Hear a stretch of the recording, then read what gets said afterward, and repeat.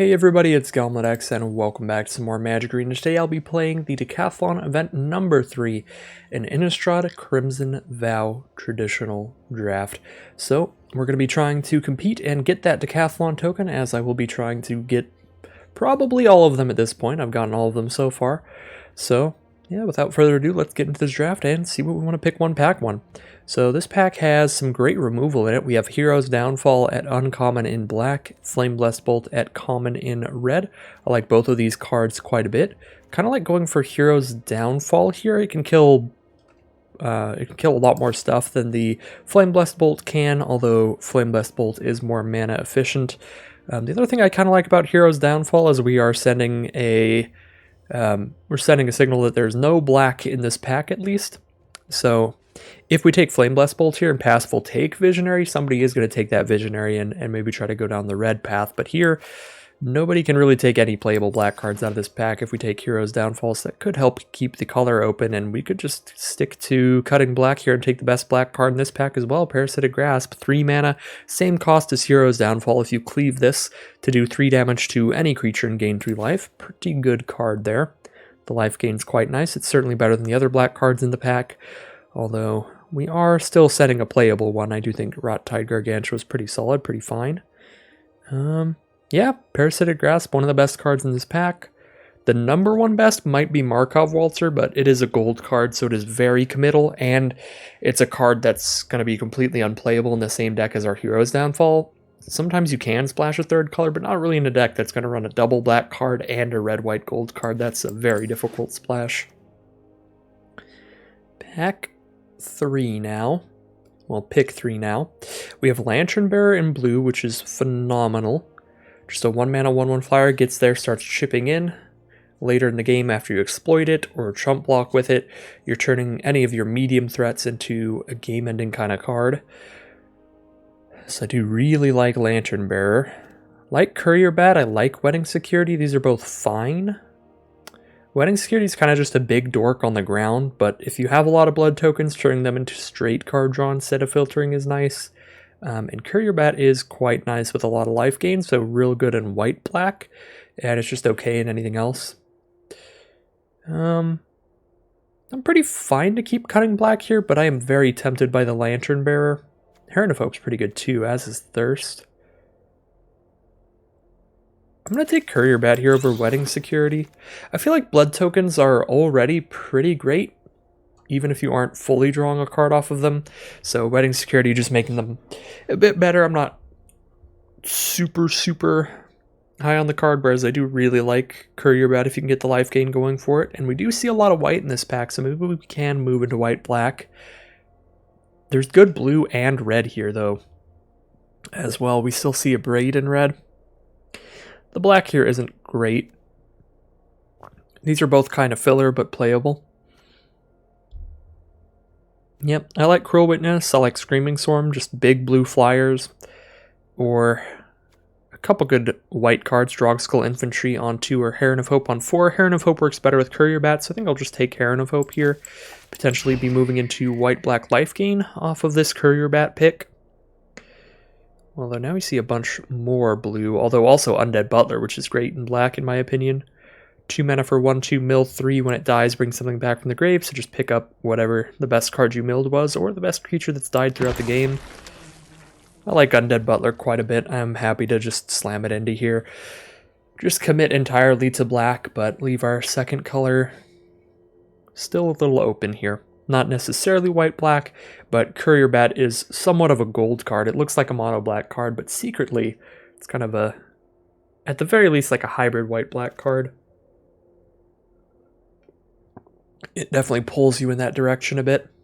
But Gluttonous Guest is the number 1 combo with Courier Bat, because you get to play that combo regardless of your color pairs. Even if you don't end up in white-black, this gives you a way to consistently gain life with your Courier Bats. Plus, it's a really fancy thing you can do where you can discard a creature to the blood token to draw a card and gain a life, and then just pick up whatever you discarded with the Courier Bat if you just really want to draw a card. So that's pretty nice too. So definitely Gluttonous Guest there, and definitely Traveling Minister here. Definitely going to make our Courier Bat consistent, and a really good white common. helping our creatures attack into higher toughness stuff or just chip in for extra damage. Traveling Minister is absolutely sweet here, and we have an excellent start now to white-black. Ragged Recluse here, another card that could consistently gain us life if we can flip it into the Odious Witch, which requires discarding a card, so basically using a blood token. We don't have a lot of blood yet, but we can try to pick up enough to use that Recluse well. Another Heron of Hope, great for the white-black life gain deck, making all our life gain marginally better. Yeah, things are panning out pretty well for us here. The move into white-black off the Courier Bat into Heron of Hope, certainly panning out so far. I don't love Piercing Light, and we already have Hero's Downfall and Parasitic Grasp, so I feel like the odds that I cut this are really high.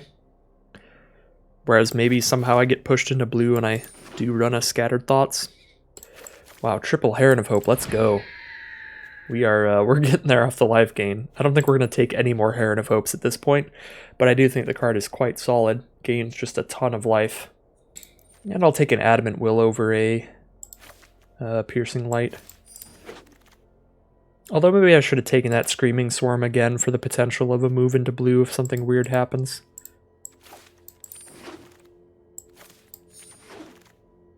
But I like Adamant Will a bit better than Piercing Light. Alright, we're probably taking the uncommon here, Angelic Quartermaster. Decently beefy flyer to end the game, and it's putting counters on 2 of your other creatures to really buff your board state and get in for a lot of damage that way. Yeah, Quartermaster's quite solid in any deck. It's kind of designed for the white-green deck, because the white-green deck is a little bit built around +1/+1 counters and training your stuff up and everything, but it's still a super solid card for any white deck. I think I'm happy to take it here. Bleed Dry is excellent, and I don't know the last time I've even seen a Bleed Dry in a booster pack, so that might be hindering my judgment a little bit, seeing as we already have Hero's Downfall and Parasitic Grasp, but I'm still going to take it here. Drogskull Infantry is real nice, and we'd like to get premium 2-drop aggressive creatures like that, ideally in this deck, but Bleed Dry just feels like solid gold because of just how rare it is. It's like trying to find diamonds in Minecraft or something. Absolutely wild how non-existent that card is in my drafts. So we have Mind Leech Ghoul as a fine 2-drop. We have Gift of Fangs, but now we have Bleed Dry, Hero's Downfall, and Parasitic Grasp. So now I think we're doing really good on removal to where I don't love Gift. Griff Rider's pretty fine. Decent flyer. Gets better when you're attacking with bigger creatures. I don't know how often we're doing that. Most of our creatures are 2 power or less. Yeah, that doesn't seem great in our deck. I feel like I really just want to take a Mind Leech Ghoul, which is weird because I think Gift of Fangs and Griff Rider are both a little bit of a better card than the Mind Leech Ghoul generally, but I don't know, Mind Leech Ghoul just feels like more of a role filler for our deck than either of those. Maybe we're supposed to take Griff Rider. We don't have a lot of 3-drops, and it's another flyer on 3, but Courier Bat is kind of an MVP here. It's kind of exactly what we started building our deck around. So this is just the best 3-drop for our deck, because it's really good with Traveling Minister, Courier Bat, in just the white-black life gain deck here. Yeah, Courier Bat it is for me. Wedding Security again, solid. Ceremonial Knife is solid. But not seeing anything that's going to be quite as good as the Courier Bat. Alright, I love me a Blood Fountain here. We are looking for more blood to help flip our Ragged Recluse, help have more ways to gain life off of Gluttonous Guest, and this gives us some nice late game recursion as well.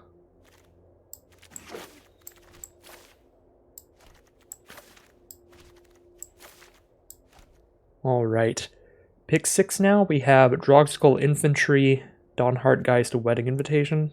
That's a pretty easy Drogskull Infantry to me. Another Blood Fountain, or an Equipment Bride's Gown. Yeah, Bride's Gown seems a little slow to me. I'll just take another Blood Fountain. Alright, well, I mean, I guess I'll take a Wedding Security over Rot-Tide Gargantua. I'm not super high on the card, as you've seen. I've been passing a lot of them, but we get one this late. Now that we have like double Blood Fountain, I think we're starting to get there in terms of blood, to where Wedding Security might just be a nice snowballing bit of card advantage there as the card gets bigger and bigger as it's attacking and we're drawing cards and stuff. Like another Drogskull Infantry here. Persistent Specimen's a lot of fun, but we're not really going to be playing exploit cards, so we don't have any wild combos for it or anything. And I guess now we'll take that Griff Rider, so it's kind of like we never passed it in the first place. That works out. And the Gift of Fangs. Alright, well, I guess we'll get literally everything we were considering out of that pick earlier. Vampire's Kiss might not be unplayable in this deck. We have cards to trigger off of life gain, and we have cards to trigger off of blood tokens. It's still close. Like, it's gonna be probably the worst card in our deck if we do run it, but we could run it. Oh no! Oh no, this pack is so good! Oh my god. Alright, we have Concealing Curtains, which can get you off to a really aggressive start that can easily win you the game. 3/4 Menace that is attacking turn 3. It's not even you spend 3 mana and play a 3/4 Menace. It's because you put this out on turn 1, it's a 3/4 Menace haste sort of on turn 3. And you also get to manipulate your opponent's hand. So if they have a bomb in their hand, you make them discard it and draw some other nonsense. Or if they have removal in hand, make them discard that to draw something else. This is just a really good rare. And I'm probably going to take it here, but wow, this pack is great for us. There's a Markov Purifier, which is like perfect. Consistent card draw with Traveling Minister. There's also Sigarda's Imprisonment, which is excellent removal. Desperate Farmer and Courier Bat are both good for black-white life gain. Like, wow, what a pack. And now, we're either taking Earthswald Shield Basher or potentially trying to splash Geralf. Earthswald Shield Basher is so medium to me, I'm just going to take Geralf, and I'm probably not playing it, but it's possible. We could try to splash it here. Another Bleed Dry. This is more Bleed Dries than I've seen in the last month, so I'm just going to keep to it.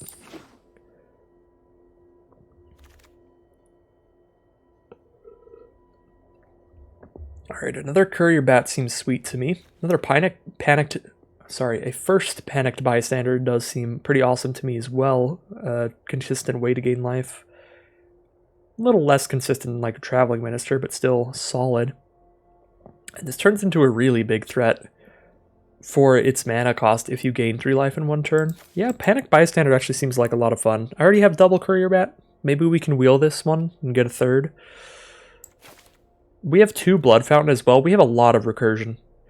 We don't really want our recursion to end up competing with each other, where we have 3 Courier Bat, double Blood Fountain, and then eventually we just don't have creatures in grave. Ooh, Voice of the Blessed. Yeah, I'm black-white life gain. Let's get the best Ajani's Pridemate ever printed. Turn that into a giant flying indestructible vigilance card. Vampire Slayer, Ragged Recluse. The Recluse just makes a lot more sense for this deck. That Odious Witch helping a lot. We're going to have to cut a lot of 2-drops. We just have so many. Take Blood Servitor, Piercing Light, the Knife, the Gown. I don't know, I'm kind of on the Knife here. We have 19 creatures. I'm kind of just on the Knife here. We have much better removal and creatures. Alright, I do like Desperate Farmer in black-white. A life-gaining creature. Potentially a real beefy life-gaining creature if you can get it to flip. If you can't get it to flip, it's going to suck, but it's going to be really good when you can. Undying Malice wouldn't be the worst here either, just like a one-of that. Alright. We did wheel the Markov Purifier, which is excellent. It's absolutely perfect for this deck. Now we have a nice card draw engine as we're gaining our life. So nobody else is in white-black, which is a great deal for us. Take Shield Basher here, or we could take Brinecomber, because we're going to splash in this Geralf, right? No, our deck is more than powerful enough. Without a splash, I don't want to kind of mess up our mana base. Just trying to throw in a random Geralf. Alright, wow, this is a deck. It's a real nice Orzhov life gain deck.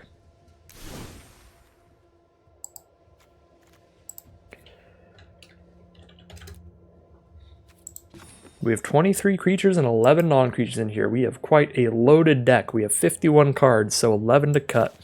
So 11 cards to cut here. I kind of like these as the cuts.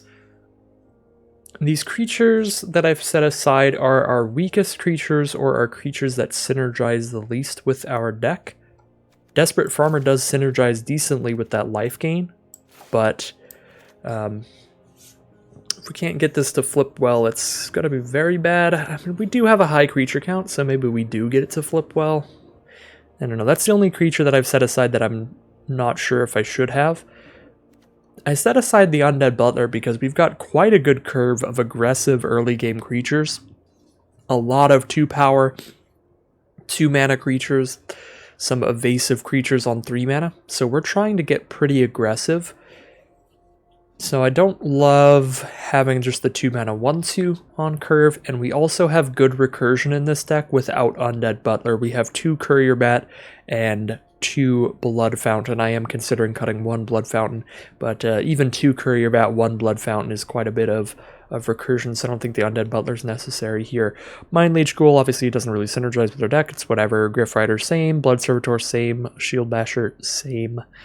Blood Servitor does synergize a little bit. We have a little bit of stuff that cares about blood, but not enough to run the 3-mana 2/2, I think. So I think these are all pretty simple cuts, definitely cuts. Desperate Farmer a little bit more. Like maybe we cut Wedding Security instead of it. Keep our curve pretty low here. And have more consistent life gain synergy stuff. Definitely makes our cards like Voice of the Blessed a little better, but is there anything else we would cut over Wedding Security? I mean, we have 2... Well, Concealing Curtain is basically a 3-mana creature. So yeah, when you consider Concealing Curtains as a 3-mana creature, and then you look at this, like, that's quite a chunk at 3, but that's usually where you want your curve to be at its highest. That's like the mid-game. Chunk it up there. So that's still fine. But yeah, let's count up how many 1s and 2s. 1, 2, 3, 4, 5, 6, 7. It's enough for aggressive. We could cut one of the 1s or 2s. Cut 1 infantry. All the other 1s or 2s are straight up life gain synergy cards. Panic Bystander gains life. Voice of the Blessed synergizes off of it. Ragged Recluse gains life, and Traveling Minister gains life. So literally everything else at 1 or 2 is like the perfect kind of synergy cards at our cost. So we cut down to 6 cards at 2 or less mana and then put Desperate Farmer back in so that we can keep Wedding Security if we do want to keep Wedding Security. Does make our Ceremonial Knife better. I don't know if we have enough blood for Wedding Security to be all that good still, though. Because I'm definitely cutting Vampire's Gift. Maybe cutting a Blood Fountain here. If I don't cut either Blood Fountain, I have 3 blood-producing non-creature cards. So 1, 2, 3... 4? I have 4 blood tokens max. Yeah, we're gonna cut Wedding Security over Desperate Farmer then. Yeah, and then this could be the deck, and we could just keep double Blood Fountain in here. 16 creatures, 7 non-creatures. We could even potentially throw back in a Drogskull Infantry and cut a land here. Pretty low curve with how many 2s we have. Only really need to make it to 4 mana for everything except Quartermaster. I could see cutting the land here. 14 black cards and 10 white cards. Cut 1 swamp and go with an even split on the mana. I kind of like that. Yeah, I think this would be the deck. Alright, so here is the deck that we have drafted today, the deck that we have decided upon. Pretty aggressive Orzhov life gain deck here. Really, really aggressive curve. We have 6 2-drops and a 1-drop here, the Traveling Minister, and then a lot of 3-mana creatures, and it kind of dries up after that. So a really aggressive white-black life gain deck with a ton of life gain synergies. We have these Courier Bats that we kind of drafted early on. We drafted one of these early on and pivoted into black-white life gain off of that. So the deck is sort of built around these Courier Bats, just trying to get as many life gain triggers as possible to make sure these are consistently drawing us a card back. These are going to be kind of our late game plays, because we're not going to play them until something has already died. But potentially we trade off a 2-drop like a panicked bystander when we attack it on turn 3 and then just pick it right back up with Courier Bat. Could be a really good combo there. We have cards like Markov Purifier to keep us fueled with card draw as we gain life. We have a decent bit of blood tokens. We have like 4 different blood token producers, double blood fountain, ceremonial knife, and the Gluttonous Guest to cycle through lands late game. And a good chunk of pretty good removal. Bleed Dry, Hero's Downfall, Parasitic Grasp. So should be a pretty nice deck here, and we'll see how it runs. Alright, so here we are in round 1. Opponent is on the play, so I will keep this since we're on the draw. If we were on the play, it'd be a little sketchier, but I think we can manage on the draw here. Ooh, Markov Purifier coming up. Don't mind if I do.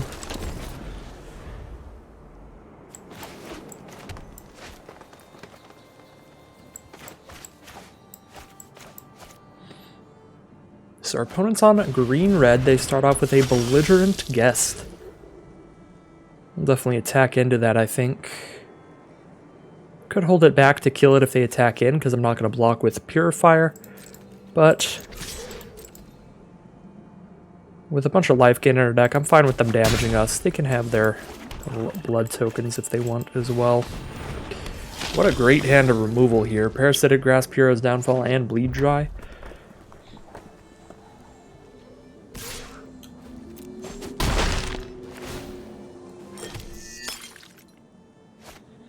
Hookhand Mariner here, turn 4. Great blocker, we're going to want to kill that. The only way that we can is Hero's Downfall because we don't have a 4th mana. Yeah, I think I go for the Downfall here. We win the race with life gain from Markov Purifier. We have the Bleed Dry to kill their next big werewolf thing. Spore Crawler, sure. Another 3/2, so that trades with Ragged Recluse as well. So don't need to spend removal on that. Could Parasitic Grasp it, but I think I'd prefer not to. Alright, 4 mana now.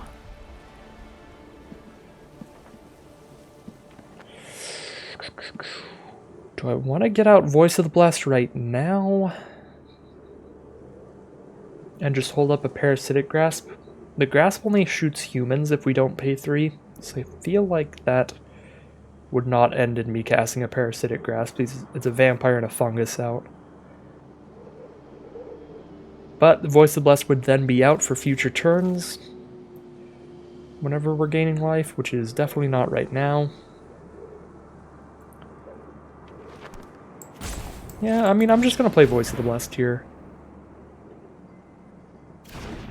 And then we're probably just on the defensive now, ready to block a 3/2 with our 2/1.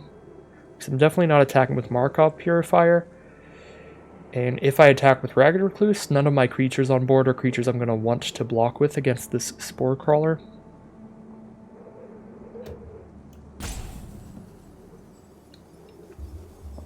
Or the Belligerent Guest, for that matter.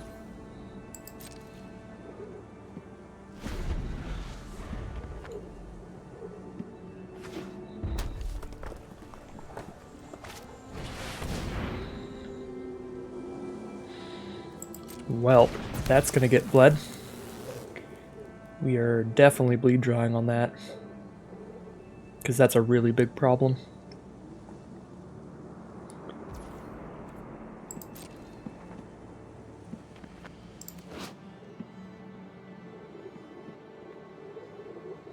Yeah, 4/4 Trample Haste is already an issue, and during, well, not during the night, but when they transform this, it's a ridiculously big issue. They have 2 cards in hand here. Do we need Purifier to go off to win this game? Feel like no, so it might be the safest to stop every bit of damage here by doing this. And then Voice of the Blessed does turn into a 3/3, then we kill Ovenwald Oddity with Bleed Dry, and their board is clear, but they have 3 cards in hand. Their board's clear, they have 3 cards in hand. And our board is a Voice of the Blessed with 3 cards in hand. I think we win that game. And I think it's worth trading the Purifier off.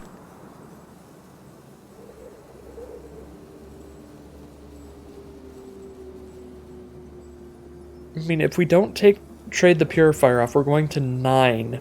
Then we attack with Purifier and go to 11. Yeah, I'm going to trade it off here. Oh, they have Sure Strike too? That would be bad. Alright, no. No Sure Strike from our opponent, just probably blood tokens or something holding there.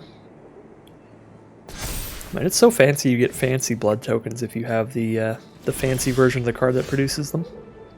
Alright, they have double red up, so main phase this, bleed dry, and they should not be able to stop it.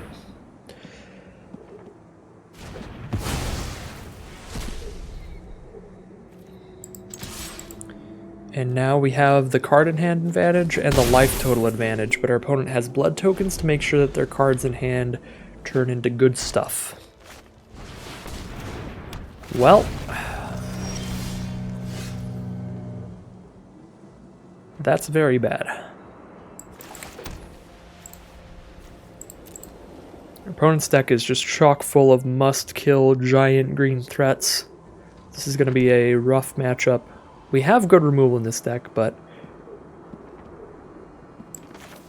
with how our opponent's deck has played out this game, we need mountains of good removal in this matchup.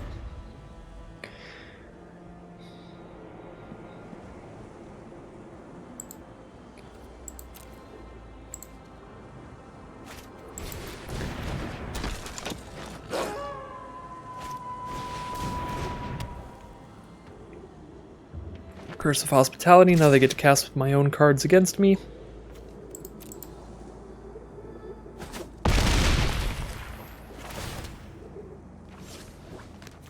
They hit Panicked Bystander.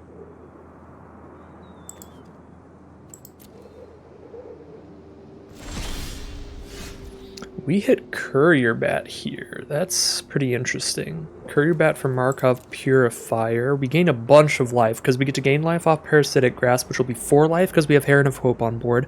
Makes Voice of the Blessed bigger. Then we Courier Bat to bring Markov Purifier back. To play that to block again in the future. We attack with both of these. We potentially... We gain enough life to not die to Brambleworm next turn. Then maybe Angelic Quartermaster with all of that... With all the damage on board, can kill them in 2 attacks. I mean, I think it's the best we've got here.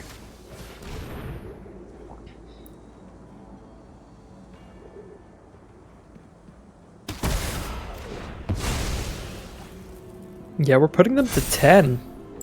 If we survive this hit and they don't get like a ton of blockers, we might be able to find lethal next turn. They are gonna have our Panicked Bystander against us though.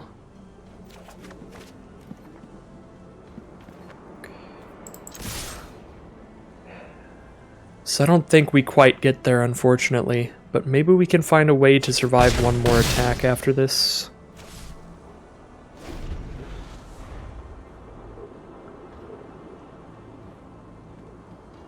And if we can, then we can definitely get there if we have 2 more attacks against our opponent.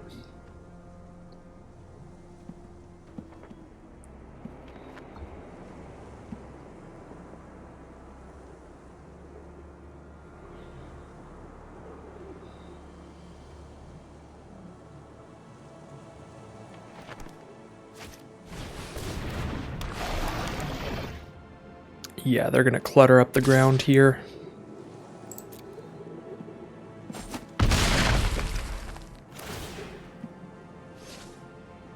Blood Fountain is the draw. That just gives them a blood token, though. Wait, until the end of turn they can cast it. Oh! So they don't get to cast our Panicked Bystander against us because they didn't cast it the turn they drew it. Oh, nice. Alright. So I guess they get to play Blood Fountain and get a blood token? Nope, they had a 3-drop in hand, so they'll play that instead. So we're at 4. So in order to survive, we need to hold a lot back.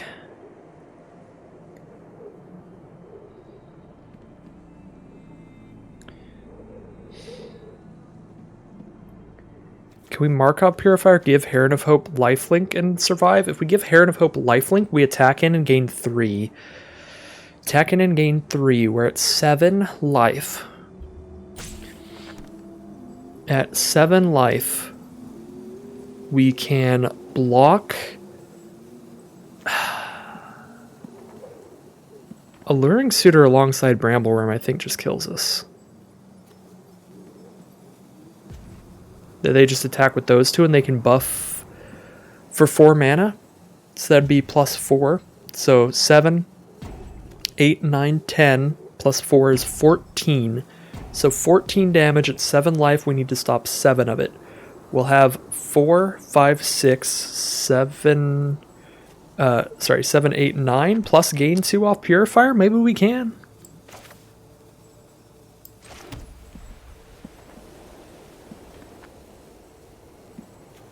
Yeah, I think we Purifier. Attack with Heron Hope, and then play Purifier.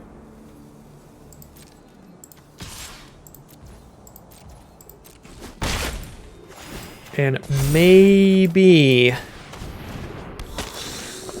mean, I guess the problem is here, the only way we can survive them attacking with both is if we block with Voice of the Blessed, and if Voice of the Blessed is dead, then we don't have a way to kill them next turn. Yeah. Voice of the Blessed is our plan to win this game, so... I guess it doesn't matter, we do still die to Alluring Suitor Brambleworm, we just don't die in 1 hit, we die in 2. The goal here, our way out here would be to survive with enough life to where we get to attack with the Voice of the Blessed next turn with flying because of Angelic Quartermaster, but we can't do that because Alluring Suitor is just too good here. Oh, it buffs even more than I thought because I forgot about the extra 2 red. Yeah, this is way too much damage. 16 at 7 life.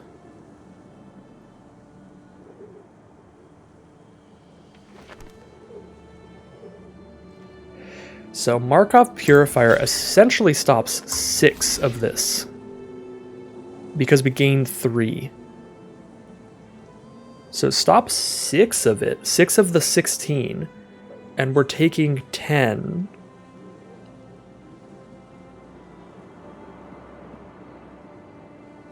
No, we can't, without blocking with Voice of the Blessed, we still can't survive.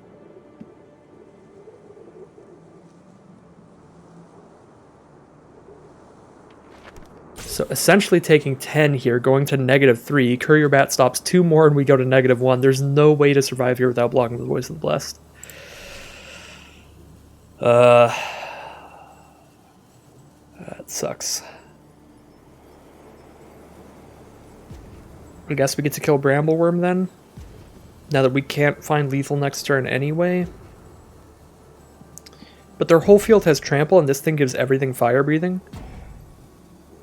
So even if we kill Brambleworm, Deadly Dancer then just kills us in the future.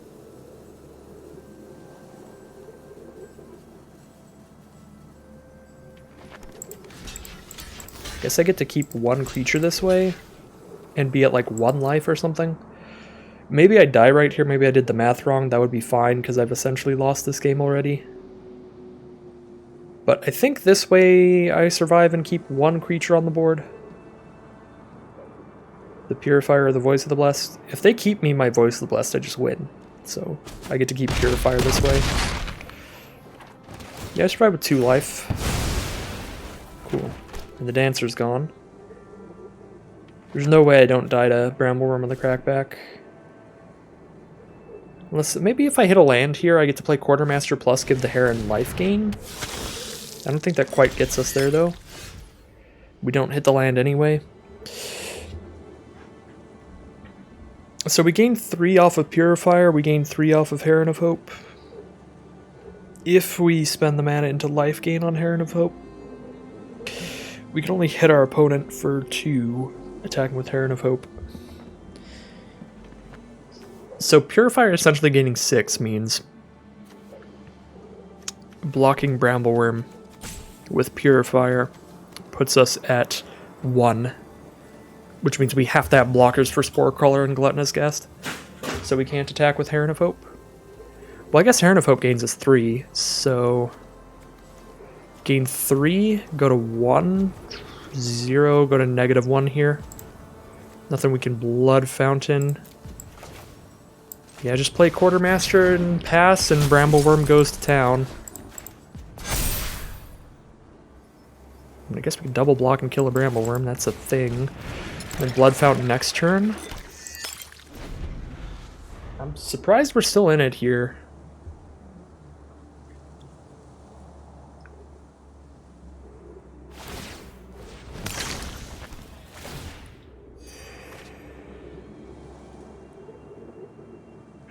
But yeah, theoretically we're still in it another turn after this one.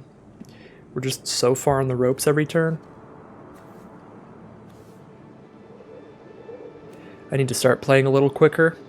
In traditional draft, in best of 3 rounds, you do have a match clock. So you have a set amount of time that you can spend during the 2 to 3 games in each round. So you don't just have to think about your hourglasses, you have to think about match to match as well.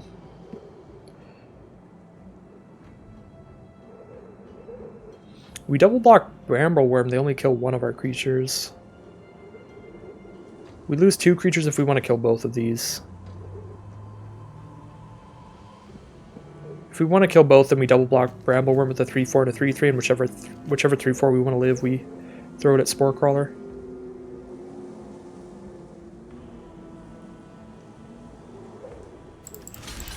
I kind of like just losing 1 creature here. They have a trick, they kill us, that's fine.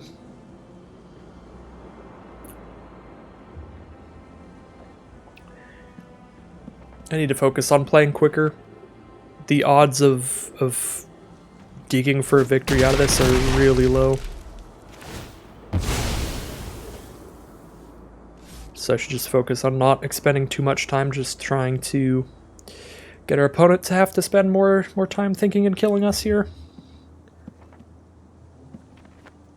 So what are we gonna do next turn? We're gonna Blood Fountain, Child of the Pack. Yeah, that's definitely it. Blood Fountain, Voice of the Blessed.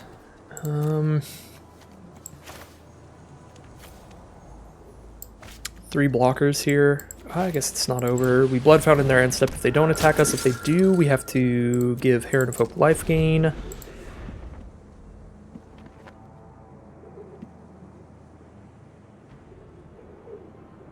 I guess we could put a knife on something and then still given the Heron life gain. I probably should have put the knife on the Heron.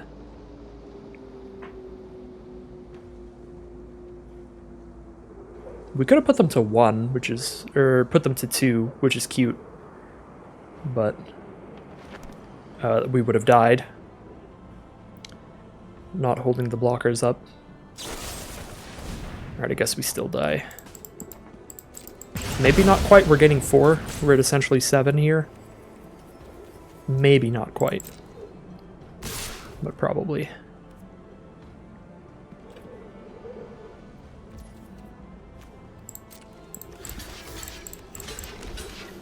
Almost guaranteed to die regardless because of Child of the Pack spitting out more creatures and then flipping and giving the whole board plus a million. But for now, we're not dead. We are forced to spend our mana into lifelink instead of Blood Fountain, which is not good for us.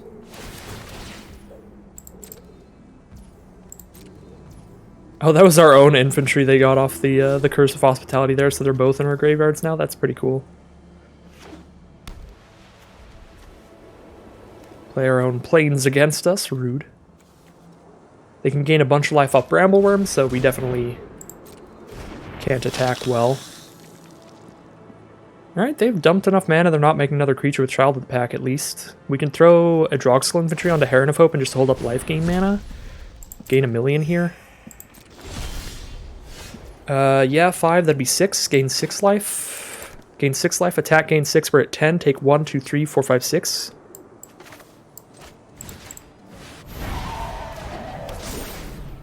Wait, why did I say gain 10? I gained 7. No, I gained 6. I gained 6. We are at 10. That's okay. Take 3, 4, 5, 6. We have to hit them 3 times to kill them. Whatever, I'm all in. Whatever. Get in there.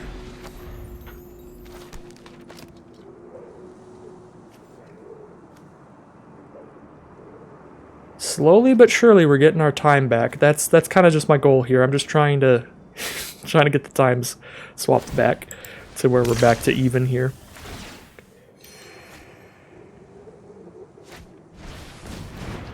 Pack Song Pup. I guess that only gains life when it dies, so we can still try to race. Yeah, they deal 1, 2, 3, 4, 5, 6. Ballista Watcher 2, though? No, they deal lethal next turn. They play 2 more creatures here. Good lord. If they couldn't play any more creatures here, we might have been able to outrace them, but they play multiples. 4 life, we can gain 8. Gain 8, go to 12, take 1, 2, 3, 4, 5, 6, 7, 8, 9, 10, 11, 12. 1, 2, 3, 4, 5, 6, 7, 8, 9, 10, 11, 12. Are you kidding me? Exactsies?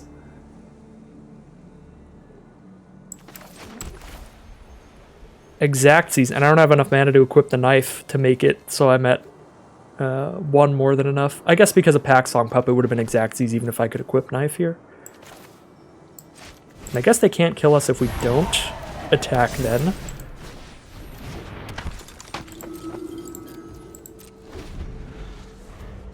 Because Ballista Watcher doesn't get to shut off a blocker until nighttime. I guess I just let them kill our Traveling Minister here, but I feel like it's still better to put it on the board, because then it's still stopping 4 damage, because they're spending 3 mana to shoot it. So it's actually probably still better to cast it, because it is still stopping damage by tapping their Ballista Watcher.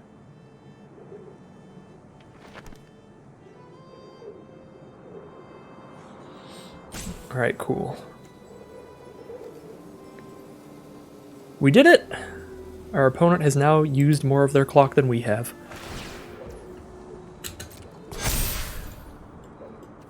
Also, I did have to play pretty fast near the end here because I ran out of hourglasses anyway. Alright, well, I'm assuming if they're doing this, they probably realize this is lethal. We gain 8, take 1, 2, 3, 4, 5, 6, 7, 8, 9. Actually, no, it's not. This is not lethal.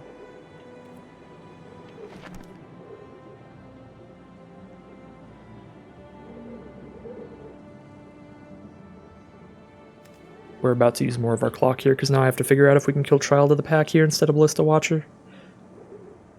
I feel like I'm supposed to kill Ballista Watcher, because it can shut off our blockers, so that's actually probably more dangerous than them getting a bunch of 2/2s, because they get a bunch of 2/2s, I'm still gaining 8 a turn.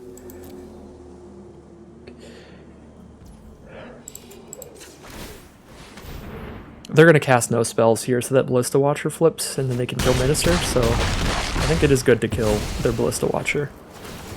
Because if we don't, then they can just choose not to cast spells, so they can use the 3 damage ability in response. Together, we are unstoppable. Thank you for the follow, whoever that was.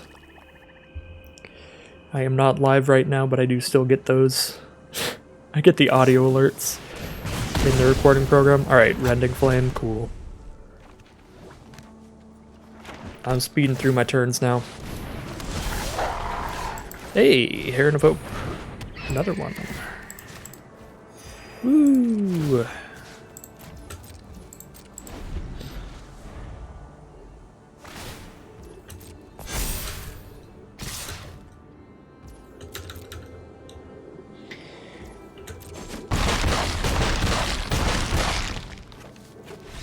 All right.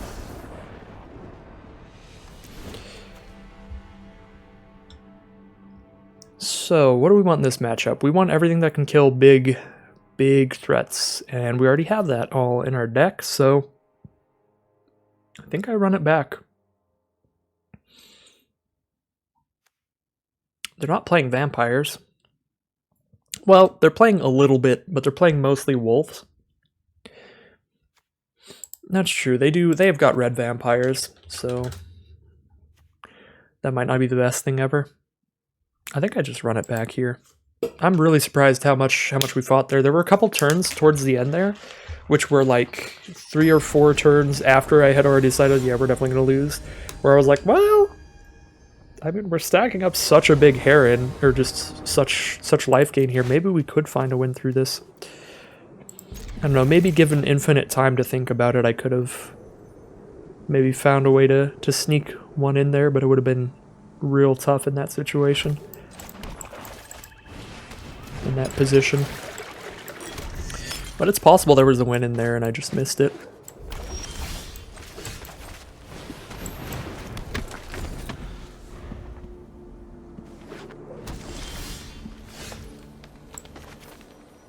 I don't want to crack this blood because I like our hand as much as I'd love to flip this recluse. We have nothing expendable.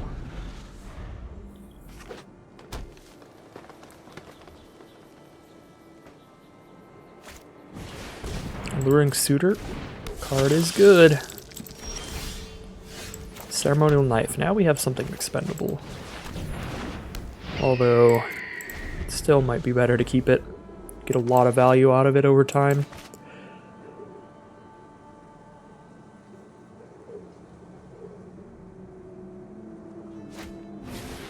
Belligerent Guest. Ooh, they're stuck on 3. That makes me want to kill their Suitor.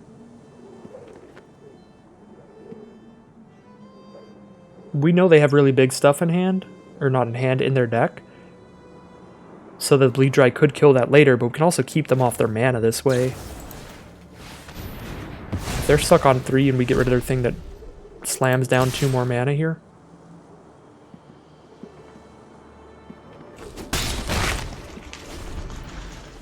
So now they can make blood tokens with the Guest to discard big, like high mana cost stuff. Pretty good Wolf Strike.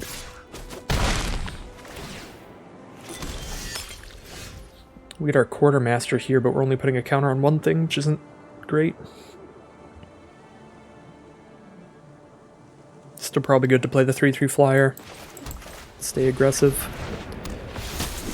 Keep the pressure on here, put them down to 11. The Blood Fountain on board and a good ETB effect, I'm taking this trade. I don't think I'm getting that aggressive. Because we're just hitting for 3 in the sky each turn after this.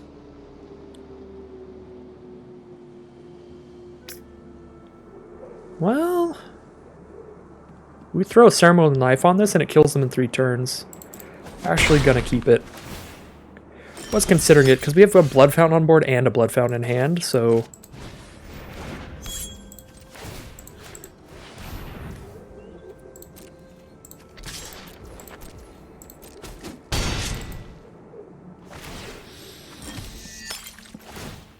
Alright, crack this for Ragged Recluse to flip in the end step. Ooh, Traveling Minister.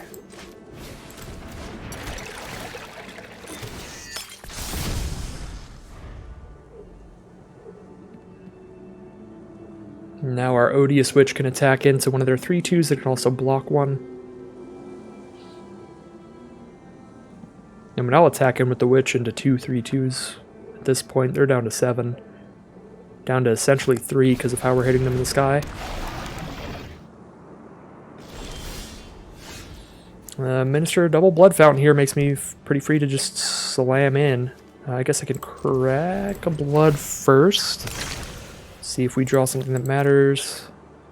Pre-combat? No.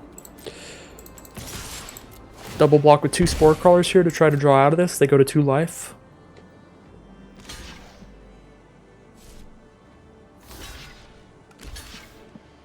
Yep. That's the play.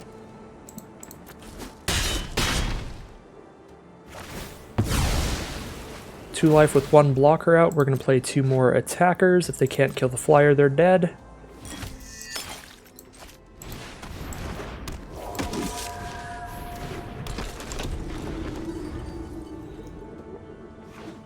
So they need to removal spell the flyer here, and then they need to block Drogskell infantry next turn.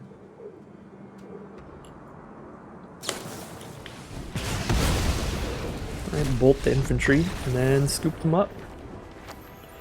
So they only had the 2 damage removal in hand, not the removal big enough to kill the Quartermaster. Alright, that went pretty well. Gift of Fangs would have been okay there, because we could kill Spore Crawlers. Couldn't have killed their 3-2 Belligerent Guests. Still not, like, massively high on it. Still pretty fine running it back. Just seeing how things go in round 3 here. Not ideal, but we are on the draw with a guaranteed Drogskell infantry and a pretty likely Heron of Hope. Gonna keep it.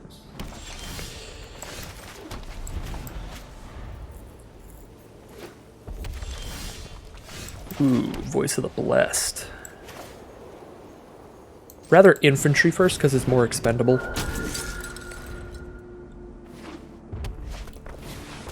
It's not like we're about to gain life turn 3. Ooh, now we voice and minister here.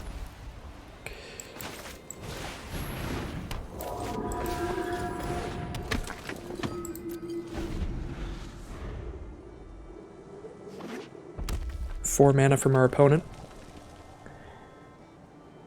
With an Alluring Suitor on board. We're looking like a mono-white life gain deck here with Drogskell Infantry, Voice of the Blessed, and Traveling Minister. They go for a Dormant Grove here. That is slow enough that I'm not super worried about it. Yep, Heron of Hope's going to be excellent here. We start setting up this Voice of the Blessed. I guess we can trade the Voice for their Dormant Grove, or for their Alluring Suitor, which seems okay, but I feel that it's probably better to just try to have Voice of the Blessed completely go off here. But yeah, we do make it a 4-3. The Voice is always going to be exactly as big as their Suitor. It's never going to break through. Do we trade here? I mean, it'll break through whenever it gets flying. If we trade here, we've got a big board and they'll have no blockers left. But whatever they play immediately gets a Dormant Grove counter. Yeah, I think I don't trade here. Just try to get the Voice of the Blessed in the sky, and for now we just lean in on Heron of Hope. Alright, we need a swamp here, because if we can't cast a spell, Ballista Watcher goes ham. Turns into a 5-5 that can kill our Minister without even tapping. Alright, Ceremonial Life works. I mean, we're casting a spell this turn now. Just keep it from flipping to Knight at least, but I don't think I'm equipping the Knife. I think it's going to be better to gain the life here, because if we gain the life, Voice of the Blessed gets another counter, and then it'll be flying next turn. And that's better than getting a blood token here, even with how stuck we are off our second color. I'd rather make it so Voice of the Blessed can flip next turn. Alright, they're going to spend the turn killing our 1-1. They put the counter on Ballista Watcher. That means Voice of the Blessed attacks in this time. Unless they have the 1 red mana removal. I think even if they have the 1 red mana removal, that's still a good thing to do here. Well, I guess Voice of the Blessed gets flying. Voice of the Blessed does get flying, doesn't it? Next turn. Yeah, that feels like their one potential out here is they have the 1 red removal. They block and shoot the Voice. Now they can't block and shoot the Voice. I feel like I save this land to discard it to this blood next turn, because it's not a black source. Ooh. I dropped my water bottle lid. Alright, I mean, wild board, but we're at 32 with 9 flying damage. Still feel pretty confident here.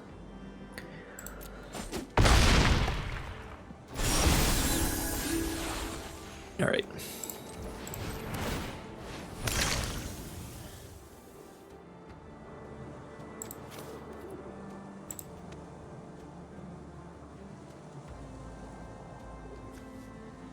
I'm not gonna cast this Recluse. I'm gonna discard this instead of my land. So that I have the mana. Yeah, now I have the mana to give the Hope life gain and then still play a 2-mana thing, theoretically. Guess I'm not playing a 2-mana thing though. But had I hit like a swamp here, I guess had I hit a swamp here, I'd be playing the swamp anyway. I'm probably discarding another Recluse, honestly. And then just playing land for turn if I don't hit the swamp. I do hit the swamp, there we go.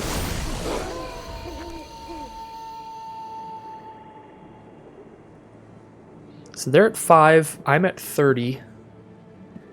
If they can't kill Voice of the Blessed, or me, then we get there. I don't believe they can do 30. They're actually intimidatingly close to doing 30, surprisingly enough. 1, 2, 3, 4, 5, 6, 12, 13, 14, 15, 20. 20 plus 2. They're doing 22 if I don't block, so. But not quite there, so that will be a victory in round 1. Really got to do the Voice of the Blessed thing. So here we are in round 2. We've chosen to go on the play because our deck's pretty aggressive. We've drawn a pretty great hand for that. Turn 2 Recluse, turn 3 Bat. Doesn't feel great to lose out on Bat value, but that is not a good reason not to curve out. Rather play the Bystander than the Recluse turn 2 in this hand because we don't have any blood tokens. And this way, if we attack them with Bystander and they take a trade, then we just Courier Bat and get it back and win the lottery. Highly doubt they take a trade here, but maybe they want the blood. Ooh, baby. We did it.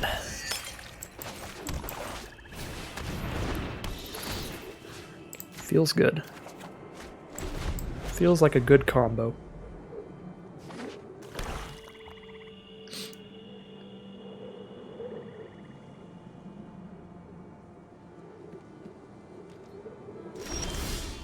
Alright, well we don't have any haste here, so let's just get in for 2, see what they're holding mana for.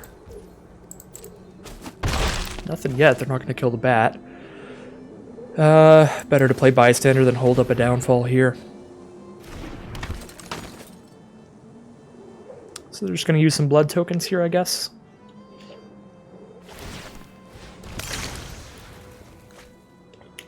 Filtering out of an Undying Malice. Not the greatest card with no creatures on board. So when you don't have a lot of creatures in hand, it's nice to swap that out. Get this Ballista Watcher out of here. We saw how good that card could be last matchup. Certainly helped to kill us in game 1. Falconwrath Celebrants. Well, 1 mana bleed dry that? Nope. We don't hit the 1 mana here. So just keep hitting in the sky. Blood Fountain Recluse here seems good to me, probably better than Purifier because we just don't have the mana to spend into that mana sink.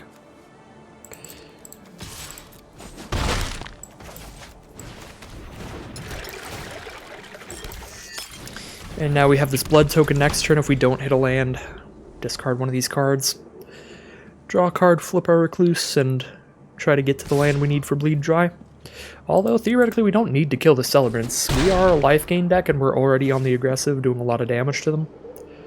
So we can outrace Celebrants pretty easily.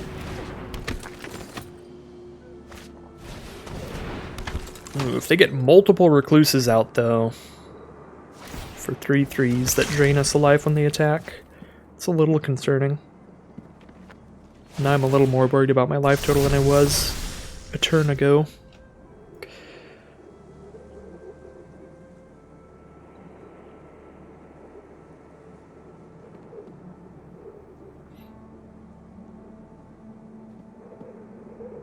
I think we discard our Angelic Quartermaster here, honestly. Really try to hit that land, and if we do, we're playing a Gluttonous Guest. I guess if we don't hit the land, though, that's so bad for us that maybe we're supposed to just slam down a Gluttonous Guest or a Markov Purifier here. They're gaining 2 life a turn now, so Courier Bat's damage doesn't even really matter here. I feel like flipping our Recluse into a 3/3 is pretty important here. So by cracking a blood, we get to flip our Recluse into a 3/3 and potentially draw land. Maybe we get rid of Purifier. I feel like it's Quartermaster. Get rid of Purifier though, because Purifier is also kind of a 5-drop. Alright, so Recluse flips. Our 3/3 blocks their 3/3. A 1/4 blocks their other 1/4. Are we blocking Celebrants with our Courier Bat and Bystander? Probably not. So we probably attack with Courier Bats still. Yeah, now we block one of their 3/3s with our 3/3. We block the other one with a 2/2 and a 1/4, and we take the 4. And then we bleed dry Celebrants next turn. Blood Fountain, though, with those Odious Witches are going to bring them right back. Although they actually already have Ballista Watcher and Rot-Tide Gargantua to bring back with Blood Fountain. That is a bad time. A bad time for us.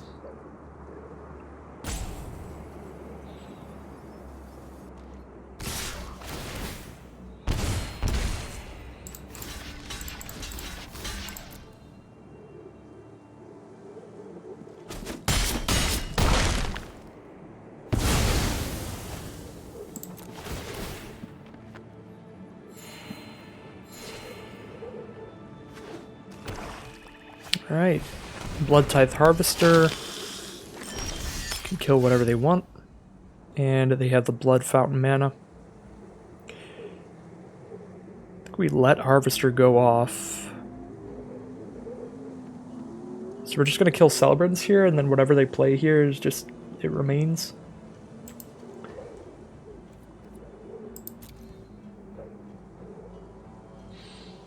This is not...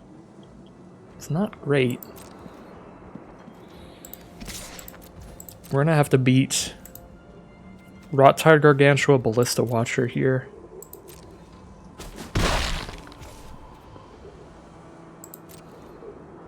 So they Blood Fountain pick those two up, then they sack Harvester to kill one of our creatures, and then play the Gargantua to kill the other one, theoretically. If they really want to. Gargantua's probably better as just a 5/4 than it is a removal spell here. So they probably crack Harvester to kill Courier Bat and then just play a 5/4. I mean, Ballista Watcher's better than a straight 5/4 though, so they probably go for Ballista Watcher, because it is nighttime.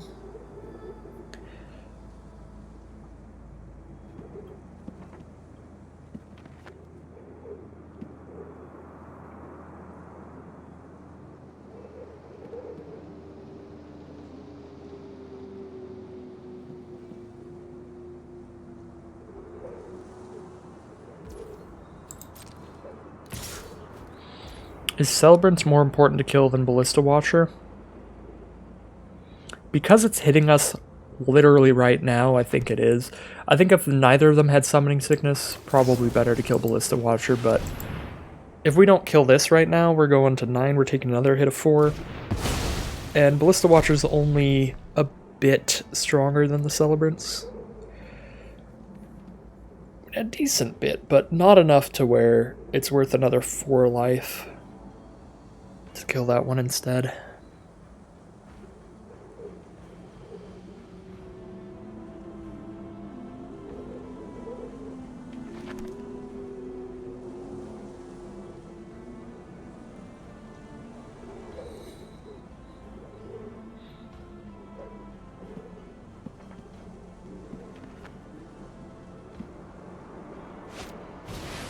There's the Gargantua. Just play the 5/4 here. That's interesting. I'm surprised they didn't go for Ballista Watcher. Play the 5/5 instead. So we have no life gain on board, so Voice of the Blessed I think is definitely not it. They're still under a lot of pressure from Flyers. I am surprised they did not choose to kill Courier Bat here.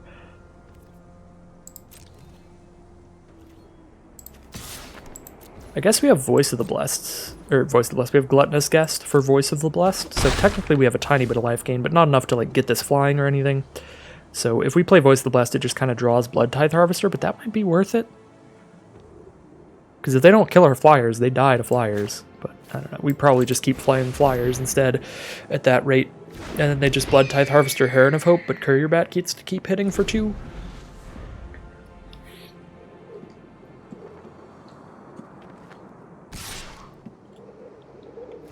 Quartermaster is going to be really good next turn if we hit the 5th land.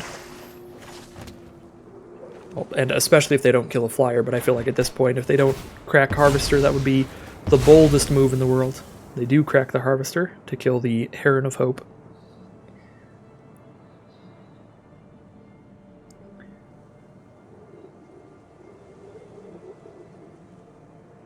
I think Ballista Watcher just kills us, though. Even if we play Quartermaster, because they can shut off blockers.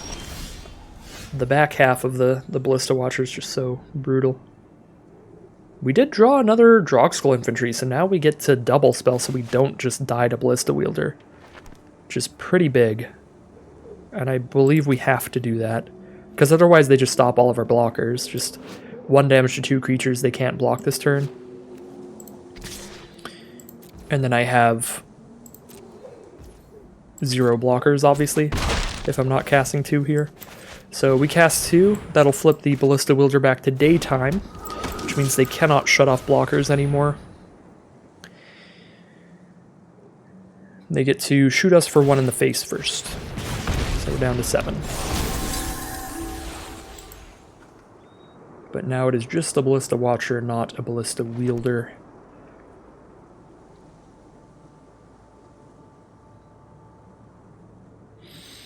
This is a really close one.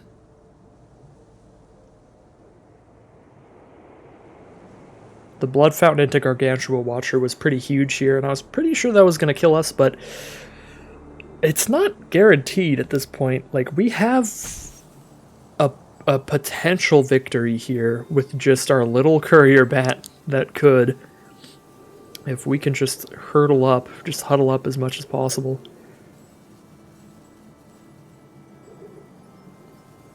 Which is very difficult against a Ballista Wielder. But maybe.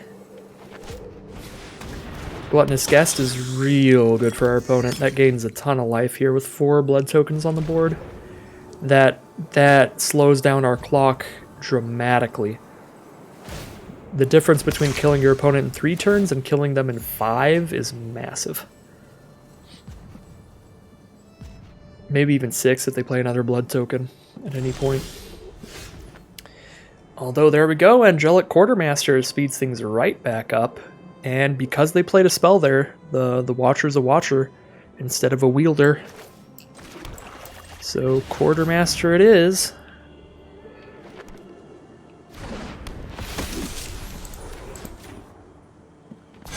Now it's they're essentially at 10. 3-turn clock instead of a 6-turn clock.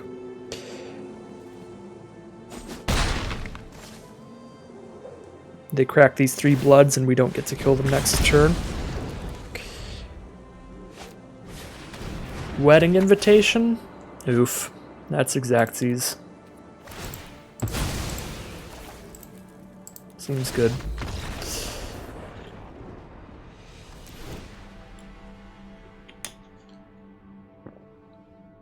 Alright, so Gift of Fangs is pretty terrible in this matchup. We're definitely not citing that in. Just like basic Rakdos Vampire aggro. Aim for the Head would not be terrible. Kill their 5/4 or make them exile 2 cards in hand. Like, we know the flexibility is relevant in this matchup, so it isn't a dead draw late game if they have their 5/4 on board.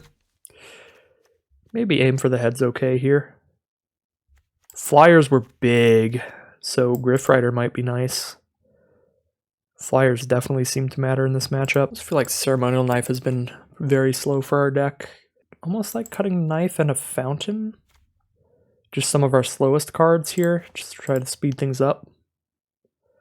Because that game, obviously, we just never had time to even use our Fountain. And we certainly wouldn't have had time to use a knife had we had one. Kind of like that. Let's see how it goes.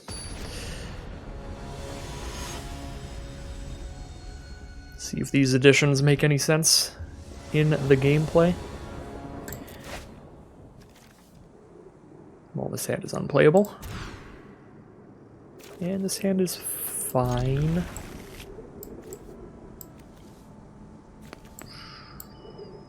Get rid of our second planes and just hope we don't draw our one double white card.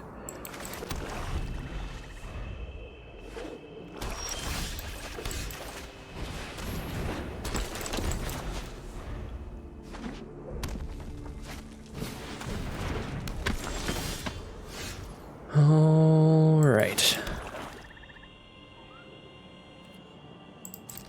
Just curve out flyers here.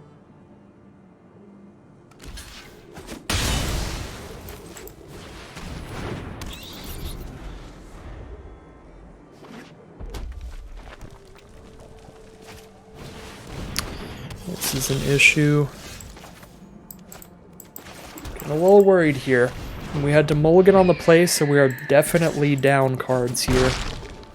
So I was hoping our opponent wouldn't have a great hand here, but if they can curve out 2, 3, 4, and they did not have to mulligan, then our chances are looking grim. Well, Reckless Impulse, so they don't get to curve perfectly here. Unfortunately, we kind of have to give them the blood here and let them try to hit the land with it. Yeah, we're attacking with flyers here, for sure.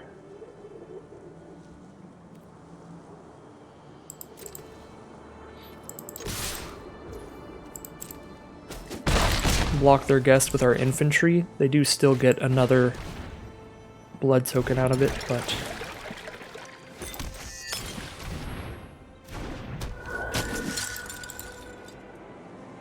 we get it off the board and potentially use this aura on one of our flyers.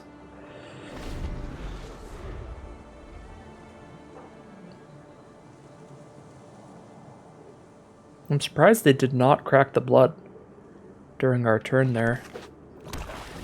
They do have the 4th mana though. So Wedding Invitation it is. Draw a card. Now the guest gains 3 and definitely gets the blood token if they want to crack it immediately. Which is pretty big in a race. To gain some life. Alright, they don't want to crack it immediately, so trade.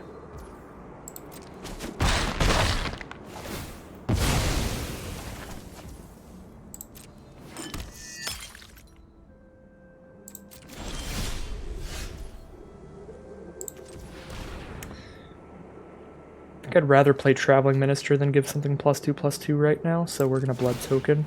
So we can Blood Token and Minister here, which is good. Blood Token plus Minister is definitely better than just Infantry.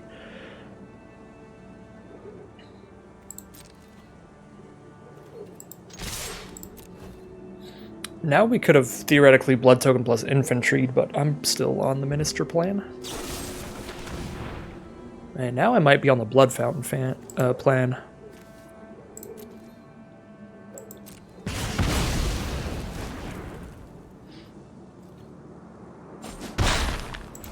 I think I am on the Blood Fountain plan.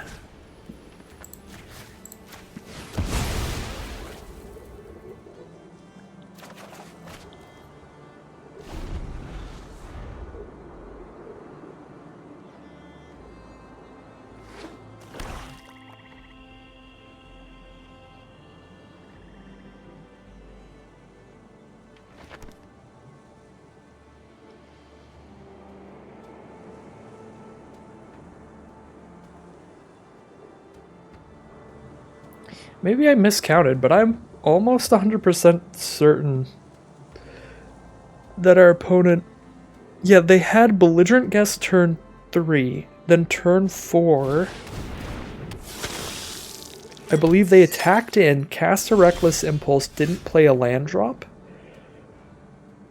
And then they have not cracked a blood token all game, so they've just naturally drawn 4th, 5th land right after that without cracking.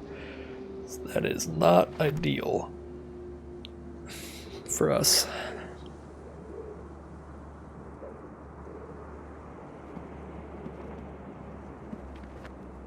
What do we do here? Now that we have a Desperate Farmer as well, we could go 5 mana to Recluse Farmer. Probably better to Heron and Minister. Yeah, just playing flyers is pretty important.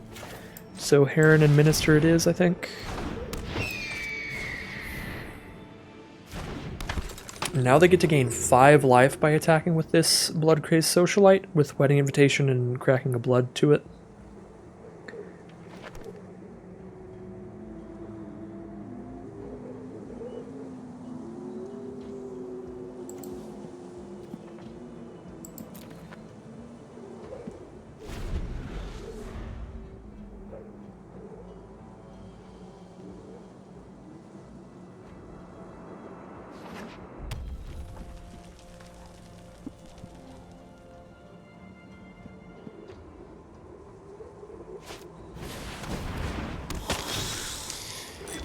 Well, there goes pretty much all of our aggressive plans. They can gain 5 life the moment they need to with Blood Crazed Socialite, cracking a blood token and hitting unblockably with Wedding Invitation. And they're also gaining an additional 4 life as they're cracking these blood tokens. I'm surprised they didn't do that post-combat to gain 5 more life. Actually, that'd be 6 more life. Unless Markov Retribution deals the damage. No, target vampire you control deals damage. Okay. So opponent would be at 23 instead. 17 is still more than enough, though. I think we're out of this one. I mean, we can do the best we can with our Courier Bat here.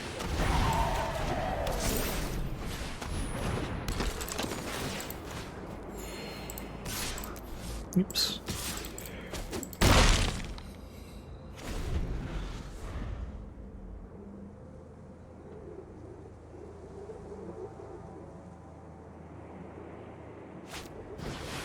It's pretty grim. I'm just out of this one.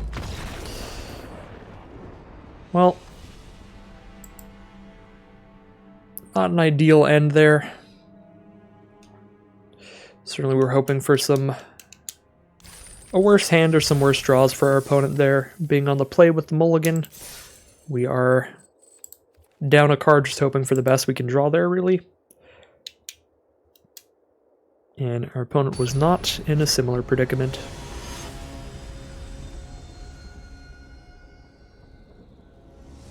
So here we are in round 3 now. Definite keep. Opponent's on the play again.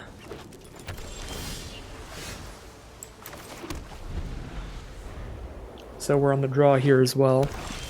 So if there's anything we need to hit, certainly got a shot at doing it. And I'm just going to sandbag this Voice of the Blessed, keep this for later on, once we're actually going to start gaining life. Once our creatures start dying, once our creatures with lifelink start hitting our opponent, once we start cracking blood, all that stuff. Opponent kept a 2-lander here and got punished for it, it looks like. So pretty good start for us. They could syncopate here, potentially. I would hope not. We'll see. Alright, no syncopate. Markup Purifier resolves. Alchemist's Retrieval it is. Throw it right back into our hand. Get that tempo play there. Slow us down. Stuck on 2 still. We've got 4 mana. We don't have a 4-drop in hand. We have Minister now, so we can go 3 in 1. I think that is the play. Oops. 3. And 1. Pass turn. There's the 3rd land from our opponent. They're on blue-black. All we've seen from them so far is an Alchemist's Retrieval and a Stitched Assistant is the play for the turn. 5 mana now. We can bleed that dry. It doesn't seem necessary, although it would let Markup Purifier definitely get in there. We don't need to get in there with it. We can just Voice of the Blessed. And get in there with Bystander and draw a card here. If they trade with Assistant, Voice of the Blessed gets another counter. Nice. Now we play land, draw a card in the end step. Although, I should have just Courier Batted there at that point. Since we had a creature engraved, Courier Bat basically also draws a card, but puts a 2/2 flyer on the board too. So that was not played ideally at all. Fear of Death on Voice of the Blessed, so it's slightly weaker, but it will still be hitting our opponent soon enough.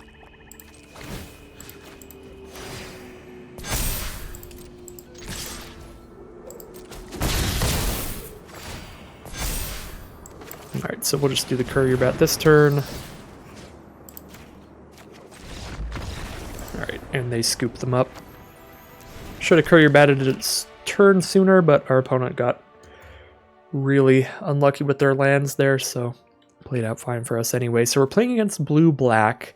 They had Stitched Assistant. They're going to have mostly zombies. They could have some vampires, so I still am not certain on Gift of Fangs, but most of the black vampires are like 3/3s anyway, so it's not going to kill them regardless. So we can consider Gift of Fangs here. We can consider Aim for the Head. We saw one zombie and blue-black have the most zombies. So that way this is a mind rot that if we top deck it late game can still kill something. It still does something if your opponent doesn't have any cards in hand in the right matchup, and this is potentially the right matchup. So I kind of like it here. Flyers, I don't know against blue-black. We didn't see much of their deck, so I don't know if flyers are that important, because they could very well just have plenty of their own, and we just never saw them. So yeah, Gift of Fangs and Aim for the Head are the considerations here, I would say. And again, Ceremonial Life's been a bit slow for us. Maybe take the knife out, maybe take one of these two Blood Fountains out, also quite a slow card. I could see taking a Blood Fountain out for a Gift of Fangs, because Gift of Fangs is like, it's the card for pushing your early aggression and really, really bashing in there, whereas Blood Fountain's kind of the exact opposite, getting back into the game late game once you run out of gas. And I feel like our deck's really good if we're just pressing our early advantage as much as possible. So I kind of like a Blood Fountain for a Gift of Fangs, and then maybe not playing around with Aim for the Head just yet. But I could see Ceremonial Knife for Aim for the Head being a potential choice later, if we want. Yeah, for now though, I'm cool with Knife for now. Call that a deck.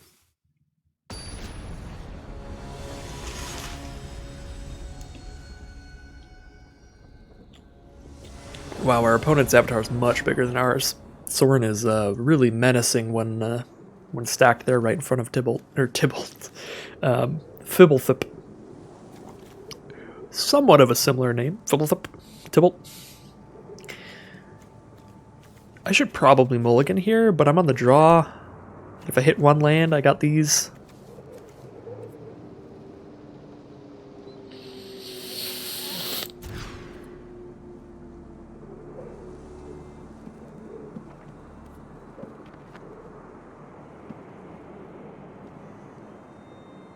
Wow, this is worse. Oh, this is worse.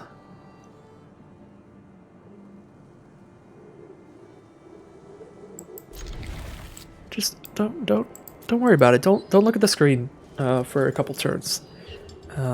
I kept a 3-lander. We have a swamp and 2 plains. So we're gonna flip a Concealing Curtains turn 3.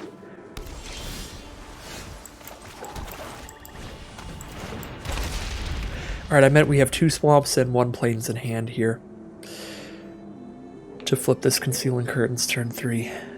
Just don't look at the screen for a little bit. Don't look at the screen until turn 3.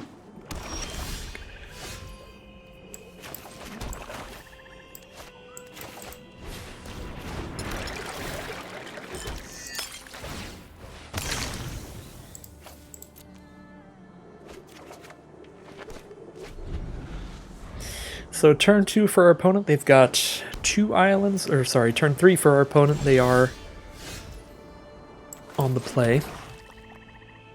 2 islands in the swamp. Let's just flip our curtains and see what happens. What do they have in hand? Bleed Dry, Cruel Witness, Siphon Essence, they're over it. They are over it! Alright, I'll take it. If they stuck around that game, you can look at the screen now. I kept a 1-lander. And we naturally hit the 2 swamps we needed. I did have to crack a blood token. That was part of why I kept the hand. With Blood Fountain, we could crack a blood token, discard our most expensive card or the first white card that we drew. We just decided to discard the first white card that we drew. So we managed to draw the first swamp naturally, the second one with a little bit of assistance from a blood token. So I don't think my opponent was out of that game yet because of our mana situation. They didn't know about our mana situation. But we had no planes in hand, no 4th land. So we could have very well ran out of gas pretty quickly there. And our opponent's hand looked pretty solid, but they're probably just a little angry about concealing curtains there. It is a pretty great rare. Can be frustrating to play against because it also looks in your hand and manipulates it, which can be annoying. But I'll take it. We're 2-1 now as we head into round 4. Definitely always going to be on the play anytime we get the option. This is an awkward hand for us. We have a lot of 1 and 2 mana creatures, and we really try to leverage that to be an aggressive deck. So any hands that don't play a creature till turn 4 are going to be not really playing our deck to its advantages.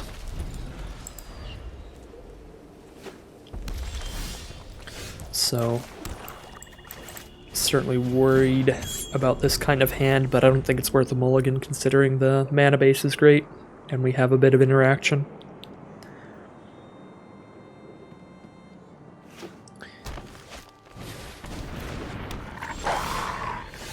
Alright, at least we start on turn 3 now. Gluttonous Guest was a good draw. That'll block that Hungry Ridgewolf. If they want to shoot the guest, that's fine. Nope, just play their own. A Belligerent Guest from our opponent. Our opponent is on red-green. Hungry Ridgewolf turn 2, Belligerent Guest turn 3. Turn 4 now, they have 4 mana. A Pack Song Pup is the play. Pretty threatening card. We'll let them hit us with the one that doesn't give them a blood token. I like holding up Hero's Downfall here because we might be able to get them pretty well. Preferably, I would love holding up Hero's Downfall had we hit a land, but we didn't, so now we can just hold up Hero's Downfall plus crack a blood. I guess we just crack a blood right now and see what we hit here. Get rid of infantry. Maybe cast Ragged Recluse this turn based on what we hit. We do hit a land. We could play Ragged Recluse and equip a Ceremonial Life to something. Ragged Recluse will be a 3/3, which stops them from attacking with Pup. Yeah, we might not need Downfall yet. We have pretty good blockers here. And I like making sure that our Recluse flips when we have the opportunity to. And a Knife on Guest is pretty great as a blocker. A 2/4 blocker against their 3/2s. This pretty much stops all their attacks. It actually pans out pretty well. We don't need to Hero's Downfall yet. The big reason I wanted to Hero's Downfall is we could do a really cute play where we downfall the Pup after they attack with Ridgewolf. That turns the Ridgewolf into a 2/2 out of nowhere. And once it's just a 2/2, we get to block their 2/2 with our 2/3. But now we have a 2/4 on the board, so that doesn't really matter unless they kill our 2/4. So we can just do that next turn instead, or play another Heron of Hope. Or a Drogskull Infantry. We've got a ton of options. Helena and Elena! Well, I guess holding up Hero's Downfall would have worked better, because was not expecting the Helena here. Let's just get this Pup off the board and then kill Helena. Because now we're not going to have a Hero's Downfall to kill the Pack Song Pup, so it is a 4/4 next turn that will have no removal to kill. And then it'll be a 5/5 the turn after that, and so on and so forth. Get out of here, partners.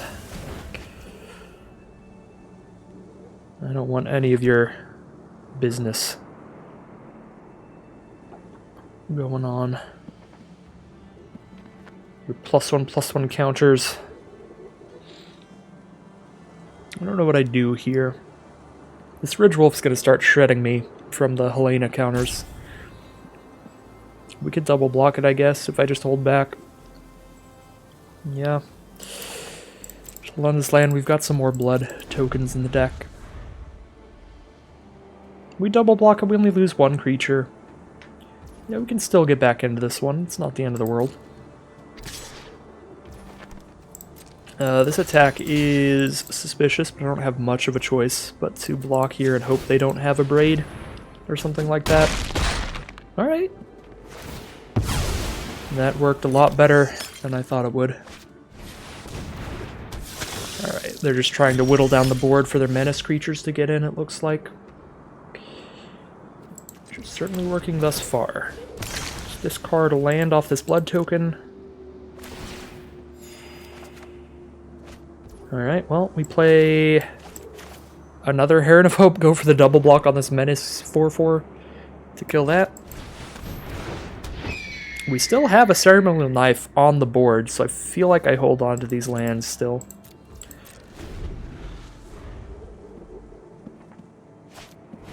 Toxic Scorpion. Alright, so they kill both. If we block, so we let them through for a turn, go down to 14. I'd be surprised if they throw the Death Touch onto the guest, but if they do, then I guess we let that through and still double block Celebrants. Alright, so Death Touch on Celebrants, no blocks. Spore Crawler as well. Ooh, Courier Bat. We can now double block with a guest and a Courier Bat. We're going to gain 3 by attacking with Heron of Hope, so we'll be at 17. 17's enough life, I think, to go through with an attack here. Pick up a Ragged Recluse, because we have so much blood token production, that will be a 3/3. Or we could pick up another Heron of Hope. We won't have the mana to cast either of them this turn anyway, so we probably pick up a second Heron of Hope.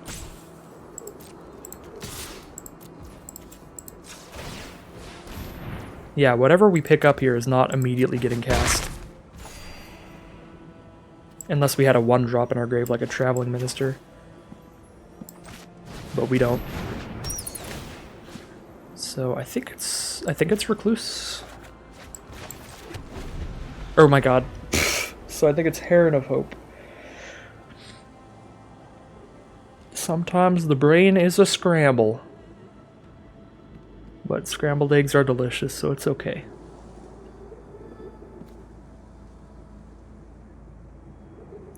I don't think picking up a Ragged Recluse is that much worse than Heron of Hope. There is an argument in its favor, which is that it has more power, so it's better at blocking here. But I do feel like Heron of Hope is better. It's just not like a massive amount better. We should have taken the Heron for the extra life gain.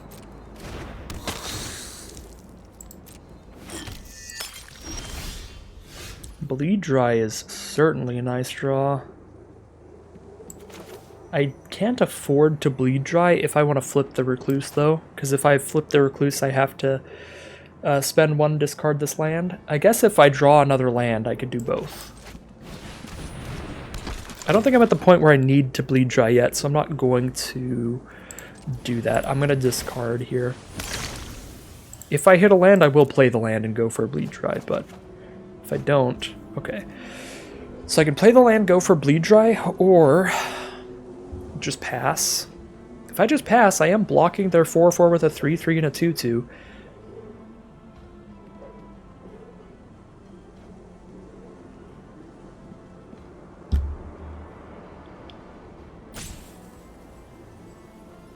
I could also throw the Ceremonial Knife onto somebody.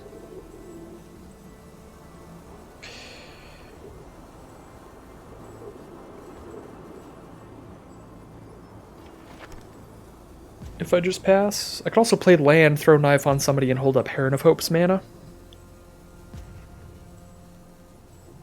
I think I do. I like knife on Recluse here, because Recluse is the creature that I'm most likely to block with, and I like holding onto the land to discard to the blood token I'm going to make from it.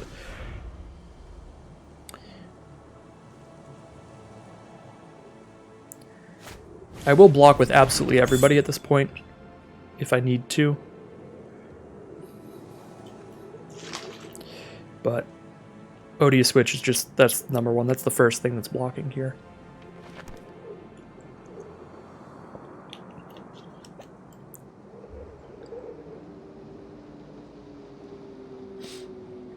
So they can make Celebrant's 5 power. We can still double block it and lose only 1 creature. So they're not even going to attack with Celebrant, so we might be on the bleed dry plan then.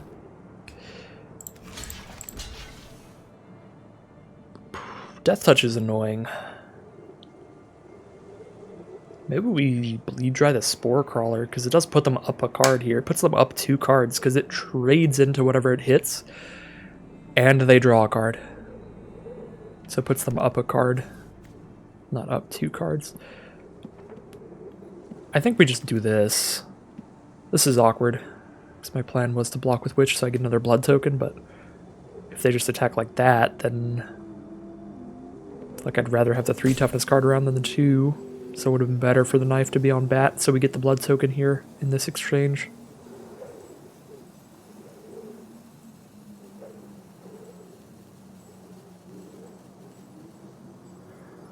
That's a little awkward. No blood for us then. No blood for us it is.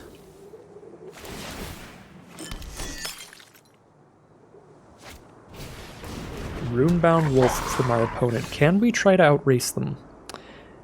With Drogskull Infantry plus life gain. We hit for 4, 5, 6, 7, 8. We gain 5, 6, 7. Gain 7 life, go to 17, take 4, 5, 6, 7, 8, 9, 10. I think we can try to outrace them here.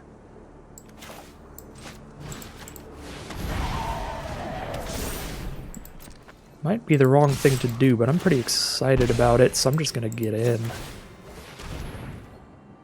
Heron of Hope is such a good card at racing. Yeah, to the point where they trade with Celebrants, so I feel like that's just objectively a good attack then, because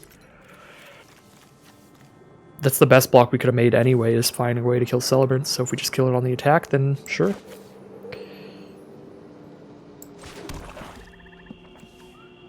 Alright, we're going to discard this, this Plains here, but we can do it later.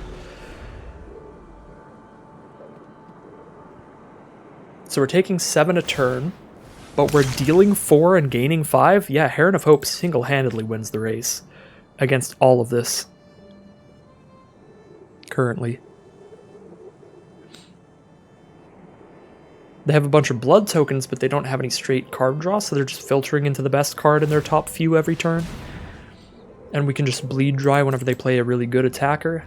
As long as they can't kill our Heron of Hope, I think we're winning. Heron of Hope with armaments on it is just so good. I'm so glad I left double infantry in with triple Heron of Hope. This has got to be our best target for our Drogskull armaments. It just makes it such a good card at racing our opponent.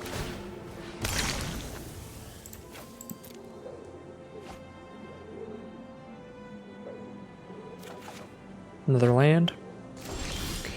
Right, well, I'm definitely playing a land here because that gives us enough mana to spend 2 to equip the knife, 2 to give the Heron lifelink, and 4 to bleed dry. So I'm not going to crack the blood till their end step here.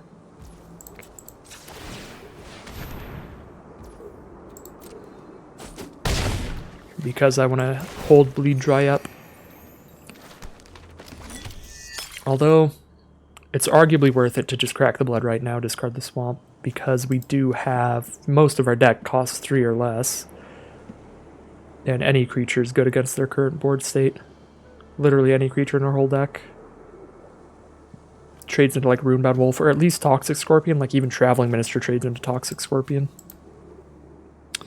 But I don't think I'm going to do that. I think I'm going to hold bleed dry. Because we're not... Sure, we're like a 50% chance of drawing something that costs 3 or less, but it's that versus the guaranteed holding up a bleed dry, and we still draw the card, we just don't get to immediately cast it.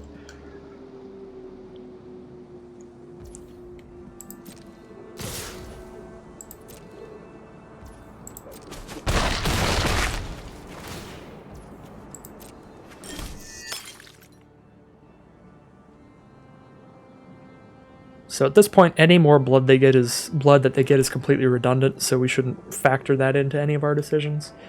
In terms of like trying to kill any creatures that are producing blood or anything like that. Because they have like 6 out, so they are more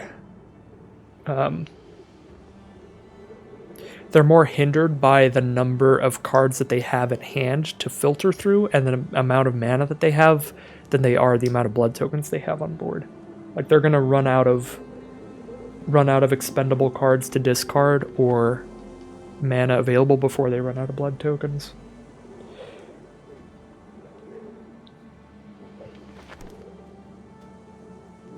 So, as we've been doing, we're just going to keep letting them go off with this knife.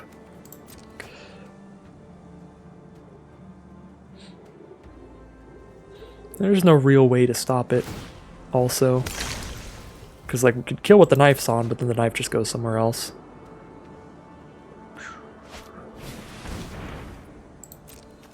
Alright, another creature here, Hungry Ridge Wolf. We will use our blood. Ragged Recluse. That makes me want to main phase the blood, but now I have Desperate Farmer to do instead.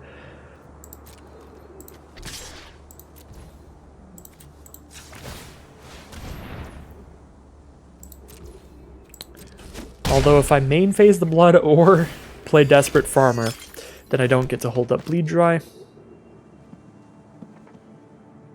Because we have 6 mana here.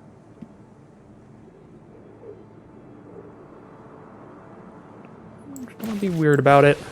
Since I can't cast Bleed Dry anyway, I'm just going to put both of these on the board and then not crack the blood, because Bleed Dry is a very good card.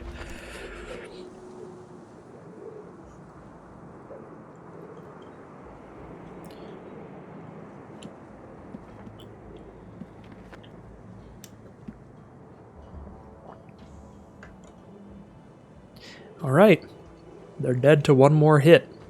If they can't get rid of this Heron of Hope, or play a reach blocker of their own, then the game is over. We know that we have a Bleed Dry, so if they do play a reach blocker, we still win, but they don't know that, so if they filter through blood tokens, they're probably going to stop using them once they hit a reach blocker, and then we'll just cast it and die. So, actually, fingers crossed they have reach in their deck. That's my #1 goal here. That being said, they're green-red, so the only removal they could have to kill Heron of Hope would be... Actually, there's a decent amount. There's the 3 mana, 5 damage instant, and then there's the Wolf Strike. They can do Death Touch damage with Toxic Scorpion with that card.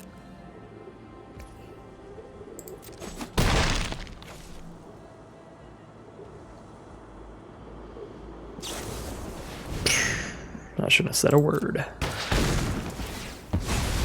Well, Desperate Farmer's flipping, that's pretty good. And they are at 4. Ragged Recluse guarantees 1 damage to them whenever it flips. They probably just block...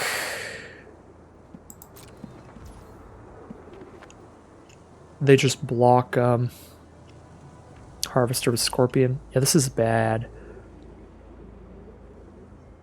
I definitely need to keep that in mind in the future matchup. I didn't go through the whole thinking of what could they have to kill Heron of Hope and realize the most common way they could kill Heron of Hope there would be Wolf Strike, and Bleed Dry can counter Wolf Strike. So the fact that Bleed Dry could counter Wolf Strike there means we definitely should have held it up.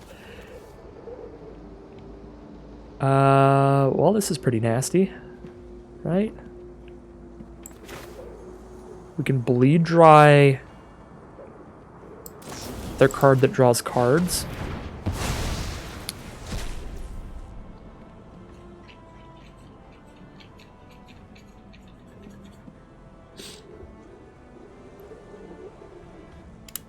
I feel like I attack both and Bleed Dry whatever blocks Harvester. Because either of these can kill Harvester, so if I Bleed Dry one and then attack with both my creatures, the other one's just going to block Harvester. So if I attack both and they block both my creatures, then I Bleed Dry in response. That's probably the best thing I can do here.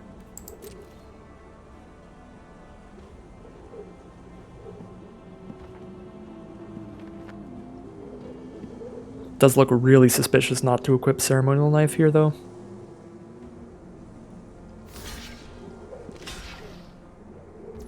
Alright, cool.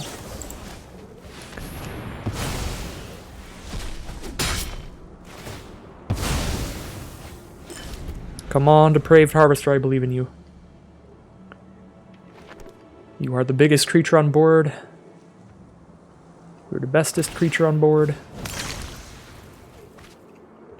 They can throw a knife onto Ridgewolf, so they can still trade it into Harvester. That is a problem. They have Lightning Wolf as well.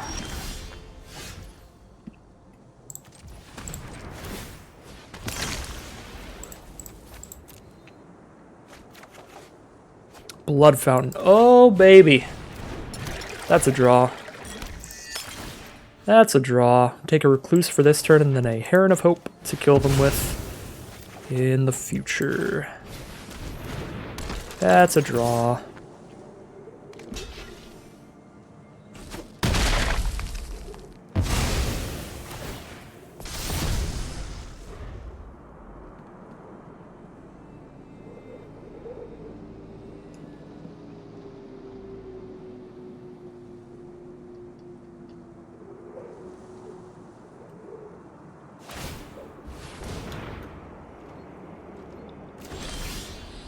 Alright, trade here. Deal 1 guaranteed damage to them. Oh my god. Blood Fountain number 2. Just play Heron of Hope pre-combat so we gain another life here. 1 additional life, and then we'll slap a Ceremonial Knife onto the Heron and then play Blood Fountain post-combat.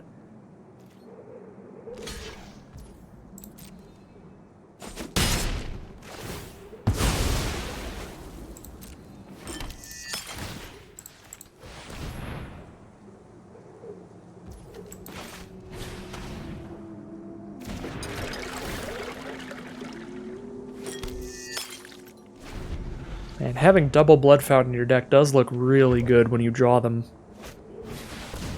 this late in the game.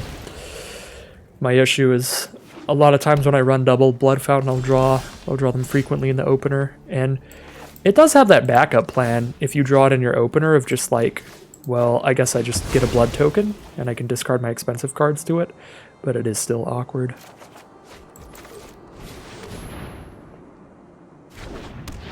Alright, if a single Heron of Hope survives, it will kill them with a knife on it. We've got swans flying in the sky with knives. Just kind of a terrifying prospect. Swans and herons are different species, probably. So that's probably really inaccurate. Alright, so we're playing against red-green... I wouldn't even say red-green wolves. That's most of what they were doing. Yeah, it was basically red-green wolves. But they had, you know, a bunch of the big, good vampires. Biggest issue is Helena and Elena, which Gift of Fangs does shut down. It doesn't kill Helena and Elena, but it makes them a 0/1, which means their ability doesn't work anymore. So until they, like, equip Helena and Elena with a Ceremonial Knife on them, Gift of Fangs will actually deal with it. Our Ceremonial Knife actually did a ton of work that game because it went long. So... I don't know if I want to cut that. The Blood Fountains also did a ton of work. So I don't know if I want to cut that. I have no idea what I'm cutting, but I'm considering for sure putting Gift of Fangs in this matchup. That's about it, really. Flyers are good against them. They didn't have any reach. They didn't have any flying blockers or flying removal. It was kind of just like a bunch of ground creatures and regular burn spells to kill my stuff. So I could see throwing Griff Rider in, and I could see throwing Gift of Fangs in. If we throw these in, what do we want to cut? It'd be like 1 Recluse here. Would be fine. Their ground creatures are relatively sturdy, and they all have a knife to equip with, so a 3/3 didn't seem super relevant. Like a 3/3 was just constantly trading with their 3/2s and stuff anyway that my 2/2s would have dealt with, like the infantry. And the infantry has, you know, the ability to come back from grave, which is great. Recluse is still like good, but I don't know, maybe Bystander is even worse, but this is a matchup where attacking in with a Bystander turn 2, getting it to trade and playing a Courier Bat is just the stone cold nuts, and it might actually happen. So I feel like I cut a Recluse for a Griff Rider, and then... Might be wrong, but I am going to cut a Blood Fountain for a Gift of Fangs here. That'll be the side. Just have another way to not quite deal with Helena and Elena, but close enough most games. Close enough unless they draw a Ceremonial Knife. The one thing I don't love about the Gift of Fangs is if we throw it on a Helena and Elena and then they draw Ceremonial Knife, then it's pretty bad. And they do have some vampires in the deck, but they have a lot of wolves that have 2 toughness, so Get the Things has a good amount of targets, I would say. This is a really bad hand. Mono black with a double white card, but it's a mold to 6. We have to mold to 5 after this. It's mono-colored again. Alright, well, this has been kind of nasty. Nasty in the bad way. In the legitimate use of the term. But I think this is what we keep. We just slam down 2 mana 2/2s and go to town, maybe? I don't know. Heron of Hope was so huge in that matchup that maybe we keep that. Plus, with infantries, it's really good. Yeah, maybe get rid of a bystander, I guess. Alright, well, only 1 mana away now from Heron of Hope, based on our land draws. Loonbound Wolf will start things for our opponent. Oh, wow. Yeah, we're drawing good here. If we get the mana for Quartermaster, then Heron of Hope into Quartermaster is going to be insane against their deck. Good flyers are a big deal. Alright, well, curve out good flyers, maybe? Griff Rider's not really a good flyer, but it is a flyer.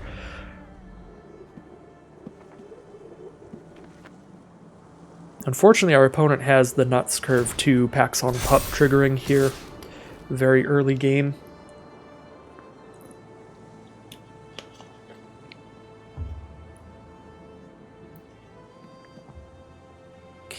Pup is just completely going to take over unless I draw a Bleed Dry, but I do have 2 Bleed Dry. I have 2 Bleed Dry and a Hero's Downfall.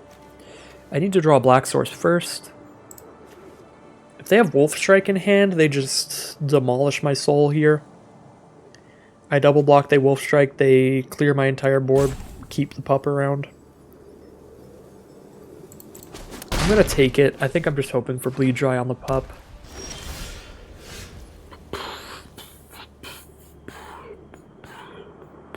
Alright, I mean, I'll double block the Pup with 2 infantries. Like, the worst case scenario there, losing 2 infantries, I still have a Griff Rider on board after doing that, at least, now that I have 3 creatures out, and the infantries are my most expendable creature, because they have some value in the graveyard. So, we'll run into the Wolf Strike here, with double infantry out.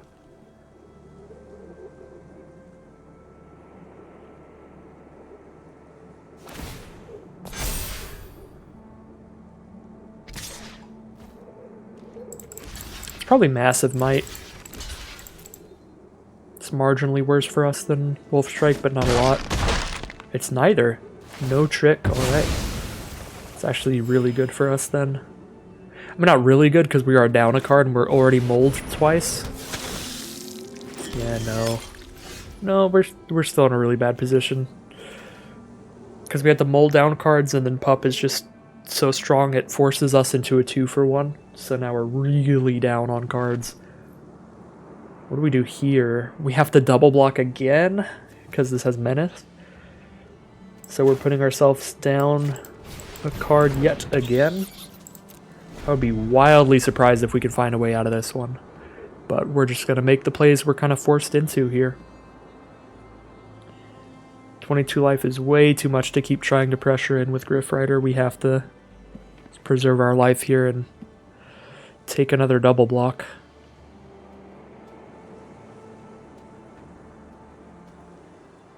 With the most crossed fingers out of anyone on Arena right now.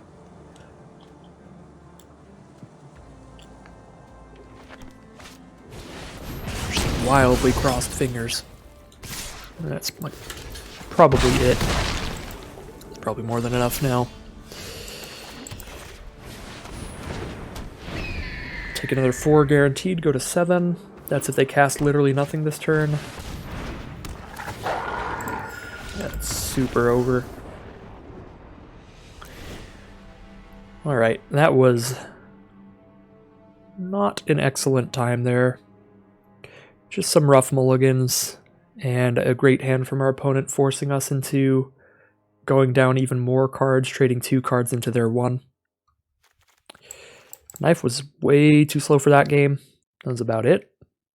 I mean, it was way too slow for that game, but it also, I don't think we would have won without Ceremonial Knife in the game that we did win, so it really, really just depends on how long the game goes for Knife. I feel like I just want to run it back. An Adamant Will wouldn't be the worst thing in the world, because they were just actively attacking in board states where they didn't have like a trick to where it was just like, all right, whatever, 2 for 1 you. But I might be able to like 2 for them back with something like an Adamant Will here. Adamant Will is definitely better early than Knife is. I don't know. I'll try out 1 Adamant Will in this matchup. This matchup is a very combat-heavy matchup, so we'll see. Just play around with it, get a little funky fresh. We are on the play here, though, so we do have to consider that with how we edit our deck. Like, sometimes you want to edit your deck to play better. You definitely want to edit your deck to play better on the defensive when you know that you're on the draw, and then you want to make your deck better on the aggressive when you know you're on the play. Luckily, Adamant Will is good on the aggressive, so it's fine. We made that adjustment at this point. But I could see maybe, I don't know, Gift of Fangs is also good on the aggressive. We probably have some cards here that are way better on the back foot than on the offensive that we could have changed around. I don't play a lot of best 2 out of 3, so I'm not the greatest at limited sideboarding theory. Standard sideboarding is pretty simple. Like, you have cards in your sideboard that are like, this is good against this deck, you know? But in limited, it's much more like trying to make your deck very much the aggressor, or better at like defending. I really should have played Bystander there. That was not correct. I was like, well, infantry, I'm more okay with this going to the grave, but then I was like, well, because I have Courier Bat in hand, if I played Bystander and it traded, we would have had the nuts play of Bystander into Courier Bat. I'm not going to Adamant Will here. I think I'll still just take the trade if it happens and then play Gluttonous Guest. Oh, it doesn't happen, so I guess it worked out fine. Now we just play Guest and they can't attack in.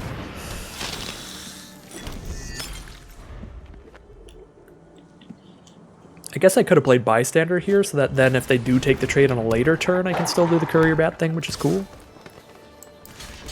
And kill my Guest with a Massive Might. It's fine by me, it's still a 1-for-1 trade. I get that out of the way so you can't kill anything else bigger. We have the 4 mana for Bleed Dry now. I'm feeling pretty confident here. If we kill one of these Ridge Wolves, then the other one is pretty weak. I wish I had one more white source, though. Being able to play Bystander and hold up an Adamant Will would be really nice. Yeah, that'd be by far our best play. So what do we do instead? We can Bleed Dry or Courier Bat. That's about it. I guess we can Bystander and sack the blood. Might be fine. Sack the blood. See what we hit here. Alright, well, Recluse it is.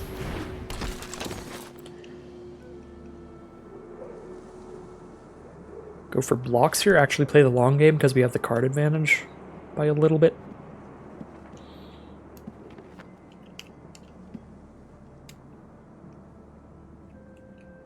I think I'm still getting aggressive. I mean, we're hitting for 5 and draining them for a life next turn. We're draining them life, so we're Courier Batting next turn too.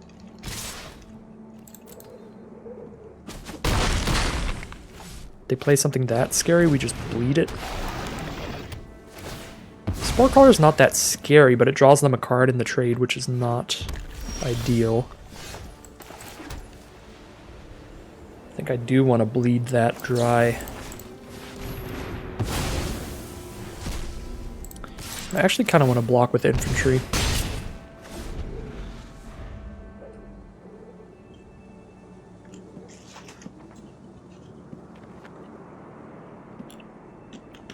Because again, if we get rid of one Ridge Wolf, and then the other one's weak, they're down to 2 cards in hand.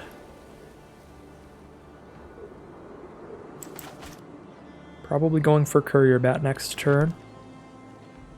Alright, they don't even attack here. We have Parasitic Grasp as the draw. That's pretty excellent.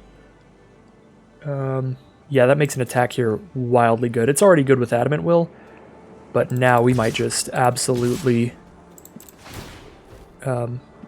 Just trick them out of this game.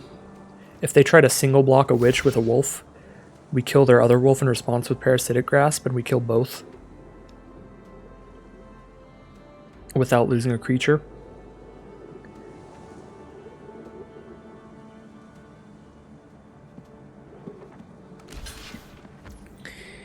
So if they want to just trade everything on board, that's also probably okay with us, and we just play Courier Bat, and we don't even need to really do anything tricky here with Parasitic Grasp.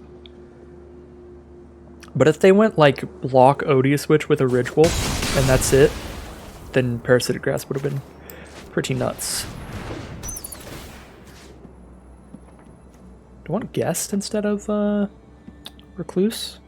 Recluse doesn't do much unless we hit the Blood Token, but it does hit harder. I feel like I'd rather hit harder here. I'm going to take the Recluse back.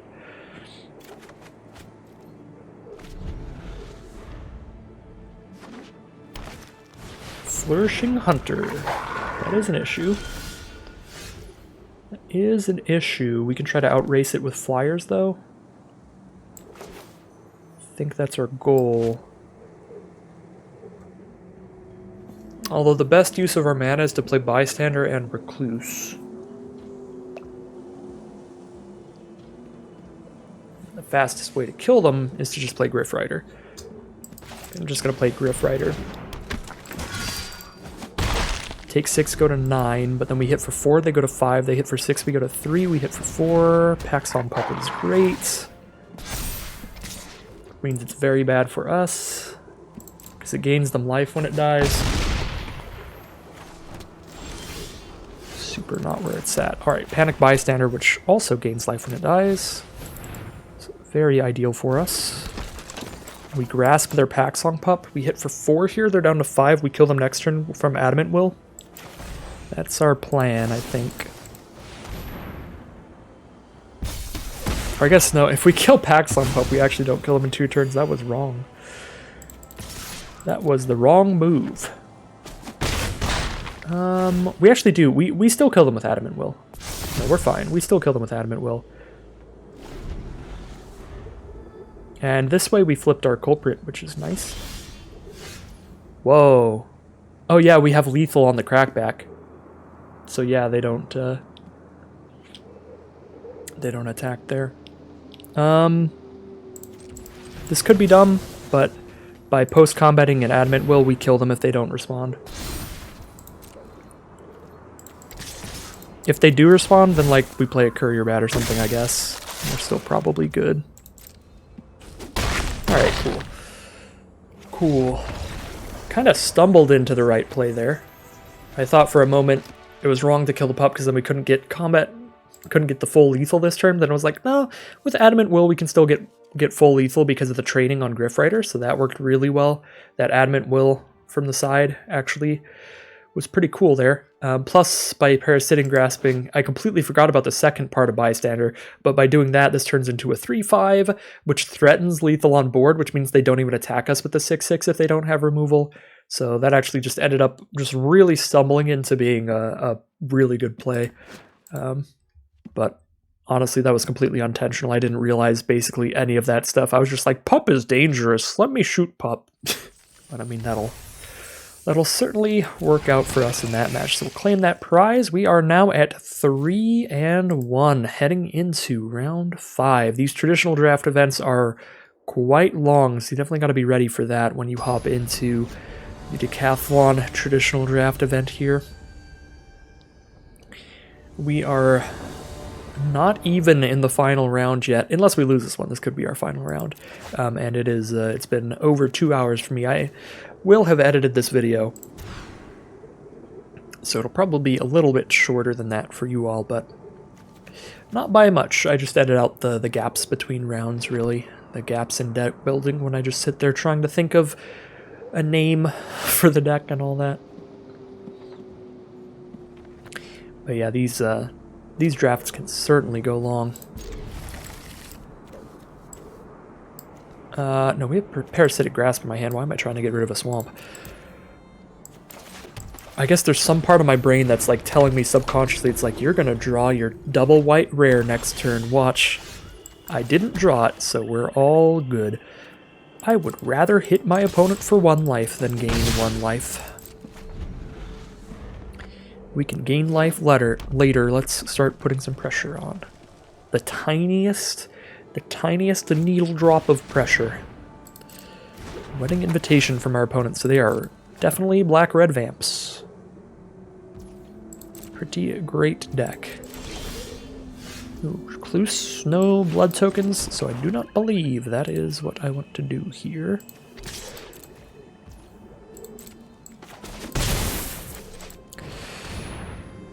I want to play a desperate farmer. Turn 3 from our opponent, and there's the first play. Belligerent guest it is. Trade my farmer into that. Trade our 3 drops here. Pretty fine by me. Let me just play a recluse. Farmer would trade with it even if it flipped into a 4-3. So that's why I don't feel too bad about taking this trade.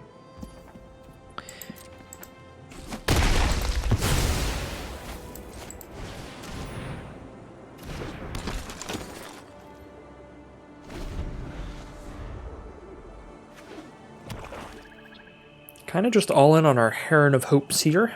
These are going to be our game-ending cards, hopefully. Oh no! Well, we need to draw a... We need to draw land. Guess we're getting in there with Recluse. There's no way in hell they're blocking. But we can't block anyway, so let's get in there, Recluse.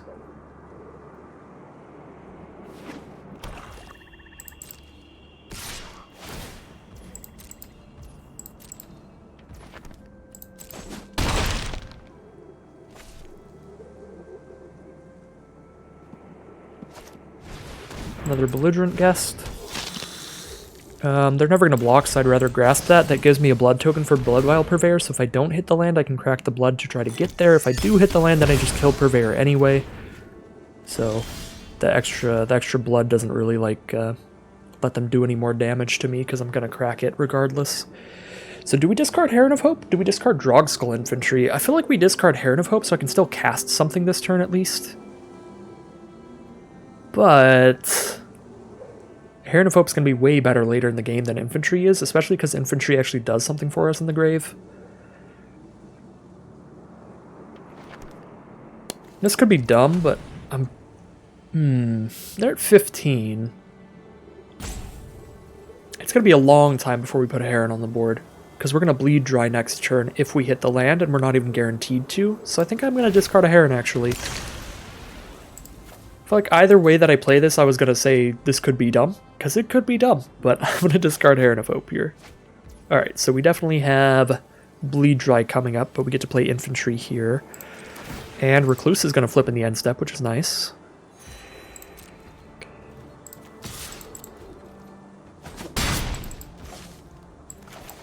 Even get another blood token. Although I guess we take an extra damage because of that blood token, but we've got so much life gain. We're still going to be at like 18, I think. Even after getting hit for 6 here from the Bloodvial Purveyor. Falcon Wrath Celebrants. Alright.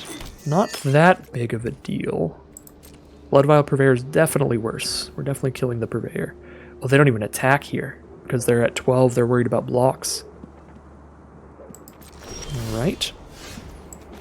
Well, goodbye, Purveyor.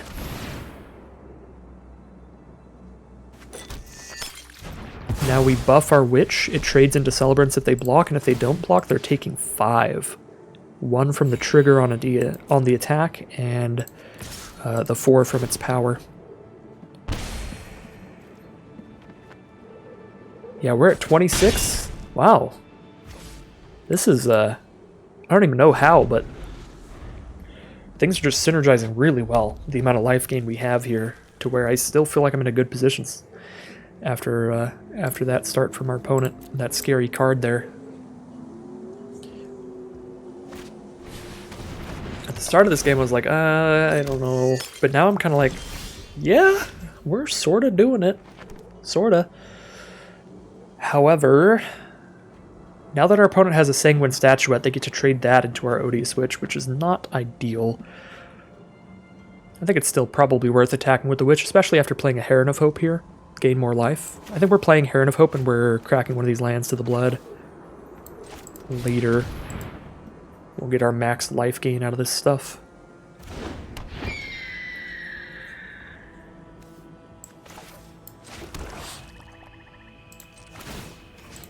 Alright, so Statuette's going to trade for the Witch. Or we could just not. We could just not. It's not like we don't have a flyer out. Yeah, we could just not. Let's pass turn.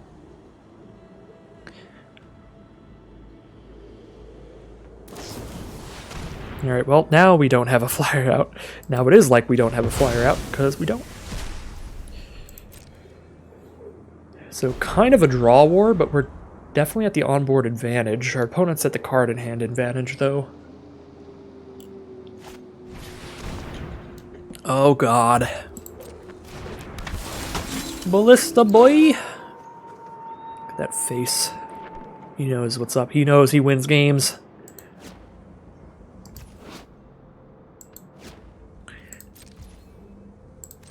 Alright, come on, blood. Let's get something here. Ballista Wielder's scaring me.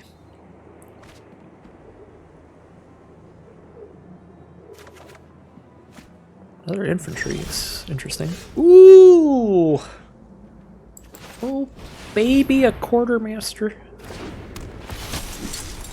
Stone Cold Nuts. Yeah, trade your Statuette into my Witch now.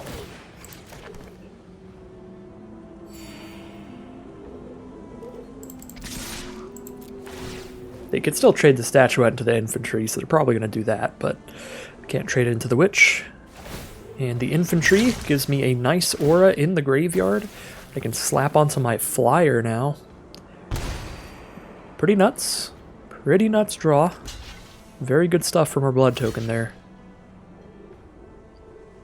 Alright, so we're killing Celebrants and we're killing the Statuette. That means Ballista Watcher is still around, though. Which is the scariest creature.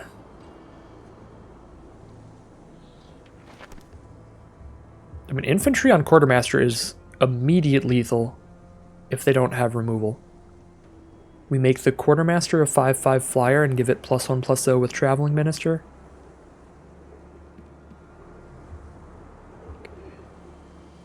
That's probably the line. Alright, yeah, so they Ballista Watcher the Minister here to stop that from happening because they don't have removal, so we guaranteed hit them for 5 here. Ceremonial Knife is the draw, but we don't have the mana to equip that and throw an infantry onto Quartermaster. We can equip that and play another infantry, and they're still dead in 2 attacks, so I kind of like that. But infantry makes Quartermaster out of range of 3 damage removal like a Braid, so that might be better. Because they could have a Braid or Parasitic Grasp. Parasitic Grasp also does 3 damage, so getting it out of range of 3 damage removal I think is pretty good here. And then I think we just play the Knife, because I don't think we discard the second infantry. We don't need to throw 2 onto this Quartermaster. So we'd rather have a creature to play even if this Quartermaster gets killed by a Bleed Dry or a Hero's Downfall style spell.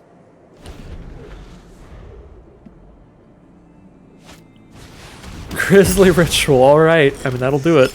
Untap draw? Oh, it's Grizzly Ritual. That will do it.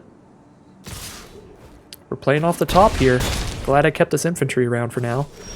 We're still at 24. Concealing Curtains, a menace creature. Pretty big. Check out what's in their hand. Yeah, certainly a good draw. What have they got in hand? We'll find out. I could find out right now, or I could play infantry and then I don't get to flip curtains right now, but if I play infantry, I have essentially 3 attackers. I have enough on board, they have to have 3 blockers to survive. Oh, the choice is really hard. I feel like I play infantry, because, like, then they have to have immediate removal in hand, or another blocker. Or else, they can only block 1 creature, because I have a menace attacker and another attacker. Like, I forced them into having 3 blockers here. These cards could very well just be lands. They haven't discarded any lands so far to their blood tokens. I feel like these are just lands that they're sandbagging to discard to blood. We're going to find out here. They're just going to have removal for curtains because I didn't flip it. Whereas they wouldn't have otherwise. Watch. It's going to be bad. So I'm equipping the infantry with the knife so that when I attack with both next turn, they both have enough power to kill anything that blocks them. Alright, Reckless Impulse. Into the Abrade to kill the infantry to survive a turn here.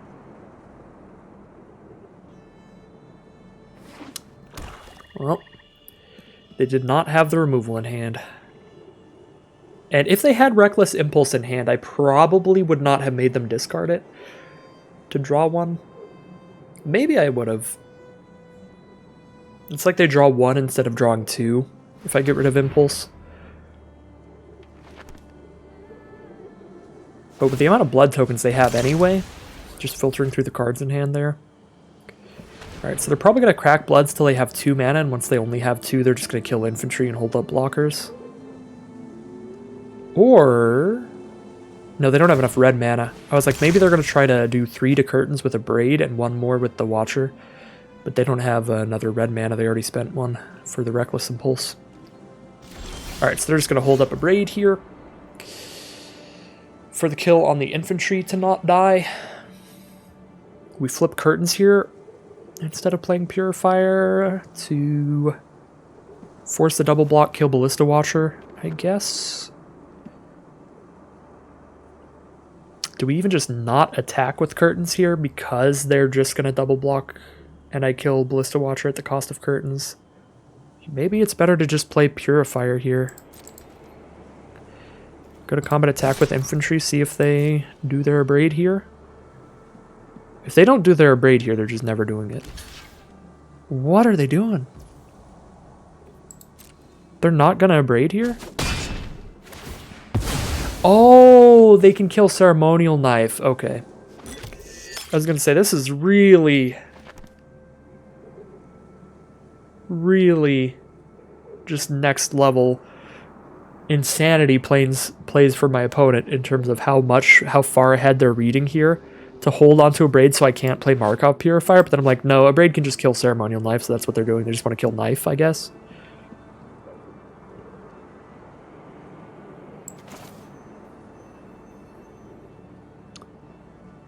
Yeah, let's just make curtains a ridiculous threat, I guess. They're going to kill Knife anyway, so I might as well not equip it.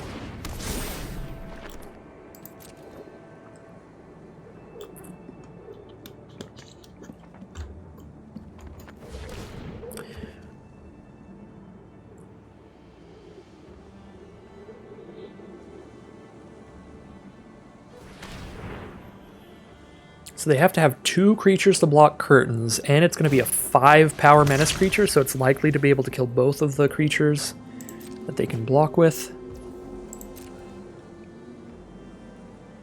If they don't hit like a bleed dry here, we should be good. Alright, they're not going to kill the Knife anymore, they're just going to crack all their blood and hope.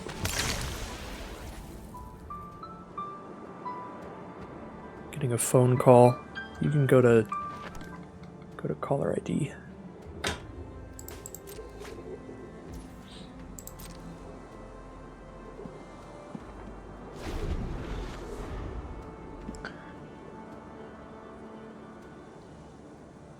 Go to voicemail. I don't know why I said go to caller ID. I haven't gotten a spam call in like 6 months, and then all of a sudden today I've gotten like 3 calls or something. Probably just 2. It is annoying. There's no one on the face of this earth who needs to call me ever. Just text me. I literally answer 0 calls, because anything actually important could just be texted.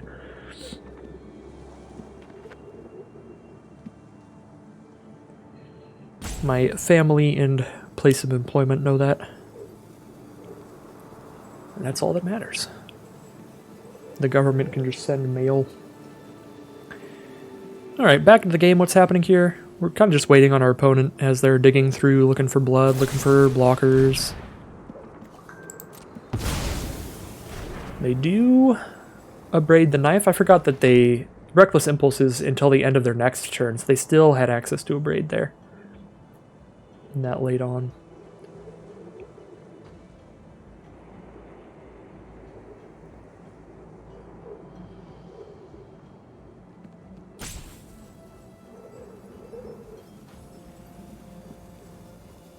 Oh shit, I'm sorry, opponent. I was dealing with phone stuff. My apologies to my opponent and anybody watching here for the pause. Yeah, let's find out if Concealing Curtains gets there. That's definitely the play. Flip the curtains. Did they draw the Bleed Dry?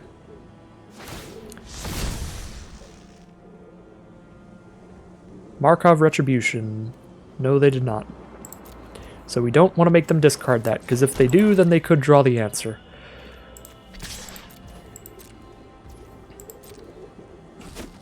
Could you imagine if I made them discard that and then they drew Bleed Dry? Or Hero's Downfall? That would have been real embarrassing. That would have been the wrong time to do that. Alright, we're against red-black. There is no way that we put Gift of Fangs back in. I like the deck as it is, honestly. Like, maybe we could try out the Adamant Will Griff Rider thing again. That was fun. But overall, I think the deck went pretty well. Nothing super bad against them, I don't think. So, I'm just going to run it back. Alright, here we are, game 2 of round 5. I assume we'll be on the draw here. But we will find out soon enough. Alright, opponent is going first, and this is a great hand. Minister into Recluse into Courier Bat. Trade off this Recluse aggressively, pick it up with the bat after using a Minister trigger. A nice late game Quartermaster. Big fan of this hand. Opponent on the play. Turn 2, they have 2 mountains but no creatures yet. Go ahead and chip in for 1 with Minister. No flash creatures in the set. The worst they could do is a Braid Minister, which they could do anyway. They're going to Braid the Ragged Recluse. So we are going to go ahead and Courier Bat, pick that up next turn then.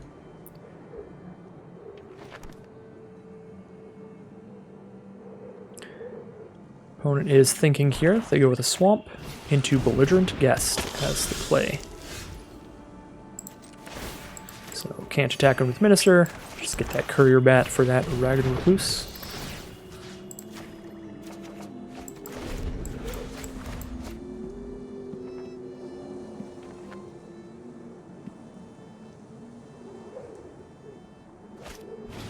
Blood Tithe Harvester. And there's a blood token, and that can crack for -2/-2 right now. More in the future. I want to have as many creatures out on the board as possible for Quartermaster. I don't love trading my bat off here, but I am definitely on the defensive with the amount of creatures they just put out this turn. Oh wow, Concealing Curtain? Well, that's definitely better than Recluse. I guess this gets killed by the Harvester, but that's probably fine. At least we draw that removal. Maybe we just play Curtains and Recluse, and then when we Quartermaster turn... I don't know what's going on with my speaking. When I Quartermaster turn 5... Quartermaster turn 5... we definitely have the creatures to put counters on, and if they don't kill the Curtains when we pass them, then we make it a 5 toughness creature and they can't kill it with just 2 blood. Yeah, and it blocks. It blocks even if we don't flip it, so sure. It's actually like a thing here. We attack with Bat, Recluse trades into the Guest, Curtains blocks a 3-power creature, or pulls the Harvester off their board. Impulse into a couple lands. Well, that's land drop for this turn, land drop for next turn. Not a bad impulse.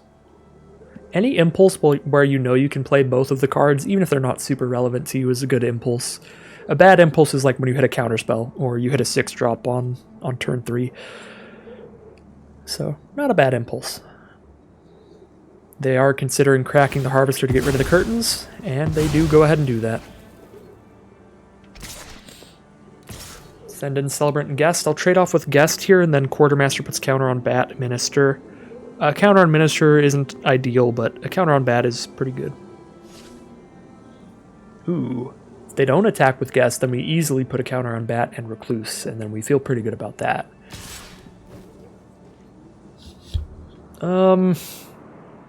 I guess theoretically, how much am I trying to race them? How aggressive am I getting? Because maybe I could still just not block Guest.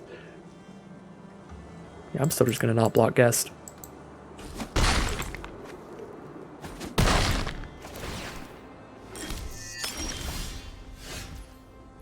I'm going to get wild with it here. We're going commando.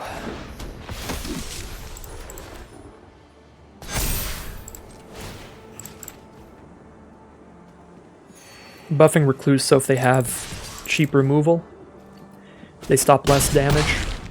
And they do not have cheap removal, so they go down to 9. We take 5, go to 10. We crack back for a boatload. Most of it in the sky. Yeah, I'm pretty glad I kept Recluse around. This is definitely a good aggressive position. Most positions end up just being good aggressive positions for this deck, because we have enough cheap creatures with a mountain of life gain in the deck to where it's like, yeah, let's just keep slamming our opponent in the face. Like, sure. Knife Bleed Dry? Is that better than Knife Heron? It's probably Knife Heron. Yeah. The additional life gain plus Heron more than enough to keep assisting the race here. There's no reason to trade Recluse in, but also, like, Celebrant, them getting a 7th blood token really doesn't matter much, so it's like getting a creature off their board so they can't counterattack us well. It would be fine to attack with Recluse, but I'm going to hold it back, because Recluse does have that ability for a little bit of late-game reach, an extra little way to reach over our opponent's board state and kill them with that extra, just 1 life loss no matter what. We do have Ceremonial Life, so we know we'll have blood at some point to flip the Recluse. Wedding Invitation gains them some life, makes sure they don't die this turn. They gain 3. Then they take 6. Because they block there, take all this. But they're still basically dead. Just not dead on board. If they crack Invitation for the 3 life from Belligerent Guest.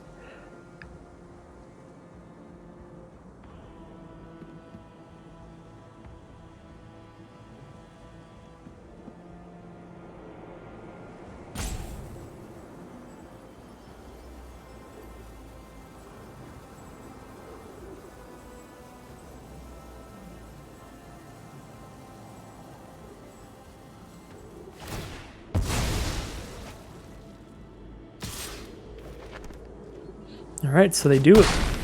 Gain the 3 to make sure they live another turn here.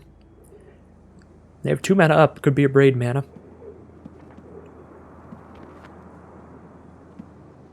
We know they've got it. In their deck, at least. They have played 1 though. So maybe not anymore. Ooh, Parasitic Grasp means lethal on board. And we still get to hold Bleed Dry for later, so I enjoy that. Do they have instant speed cheap removal? Or is the game over?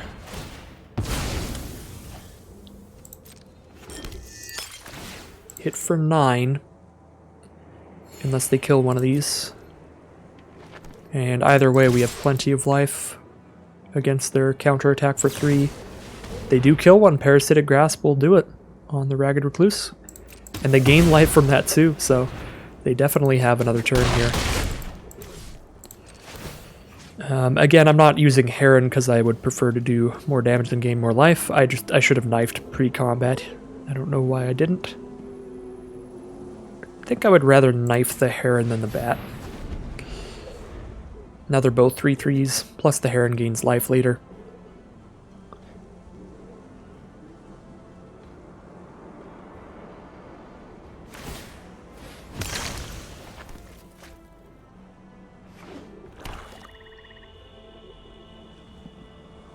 Yeah, I don't know why I didn't equip the knife pre-combat.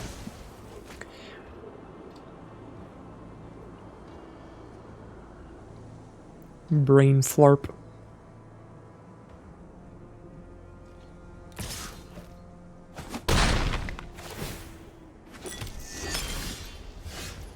Alright, well.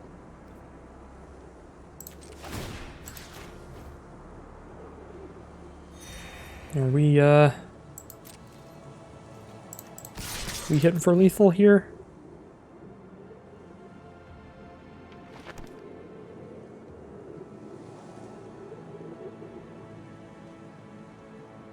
Opponent has 5 mana up and 5 blood tokens. So I have no idea why they stopped using blood. They must have something to survive if they stopped cracking blood. Yeah, they have a bleed dry. Yeah, that works. Definitely gain the life from Heron, so we play Bystander as a 3/5.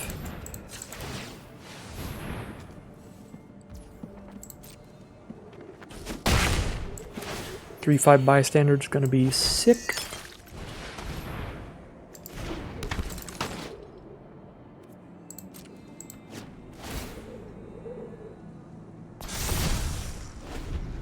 The Cackling Culprit. The panicked bystander was behind it the whole time. Really cool flavor on the card. This opponent is back to digging with the blood. Got our own blood, but I'm not going to crack it. Just hold on to this bleed dry. Make sure we can keep the skies clear if they play any more flyers.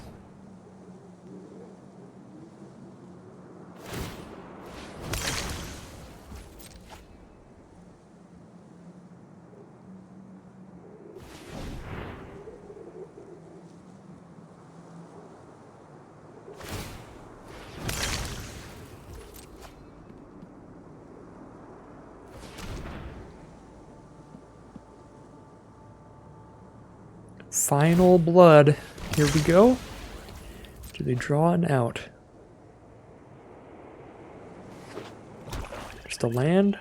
Looks like it's probably game here. They have 1 card in hand.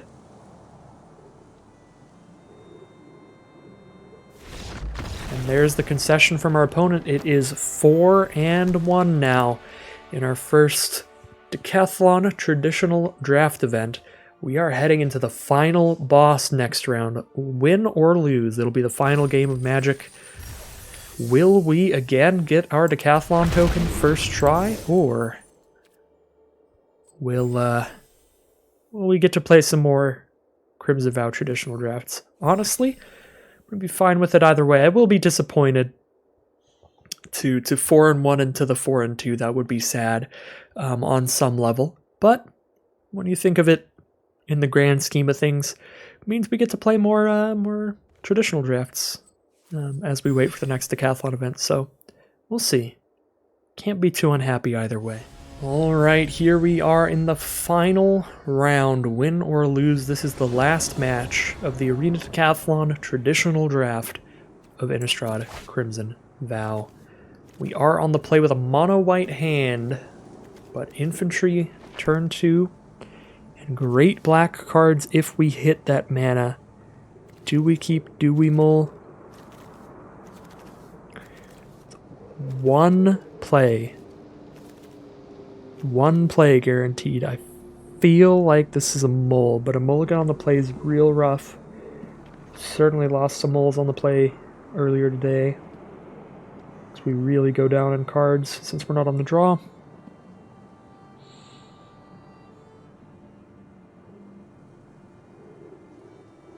This feels like a mulligan to me still. Oh my god. This is 100% a mulligan. Mull to 5 on the play. As close to a guaranteed loss as you can get at the very start of a game. Let me get rid of the 5-drop here. Feels wrong. Feels wrong to keep a hand like this. Or, I mean, I guess we're getting rid of 2 cards, so this actually feels okay. Keep double black because our bleed dries and our parasitic grasp and stuff. Yeah, I feel like this is better than going for like this. I guess we only need to draw 2 lands till we get to Quartermaster with this hand. Just infantry on 2, then nothing on 3 or 4. I don't know, neither's great. Mold to 5 on the play, super bad for us. Definitely a hindsight move of should have just kept the opener in hindsight. But we didn't know their next hand was just immediately going to be far worse. And force into the mold of 5. Let's see if we trade here. Either way, we get the blood token, so... Playing against green-white. They start with the Sporeback Wolf turn 2 and turn 3. Apprentice Sharpshooter. Quite the blockers against us. They can block flyers as well. Not great. I don't think we crack this blood and discard this land, because if we hit one more mana now, we get to play Quartermaster, so I think we just play a mana and pass turn. We could attack in and get a blood token, but we don't do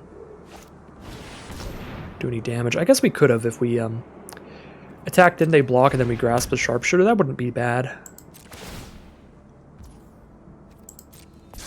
We actually, yeah, we should have attacked, because now they attack back at us and they train up the Sharpshooter. They would have done that either way, but if they had blocked on the attack, we could have killed the Sharpshooter without losing a creature. Now we have to lose a creature, and we can't kill Wolf because we can't target it. We don't have double black, we have a single black. Really should have just attacked there. And now we're just playing a Quartermaster as a single 3/3 flyer. Alright. Our 1 card versus your 5. Who will win? I wonder.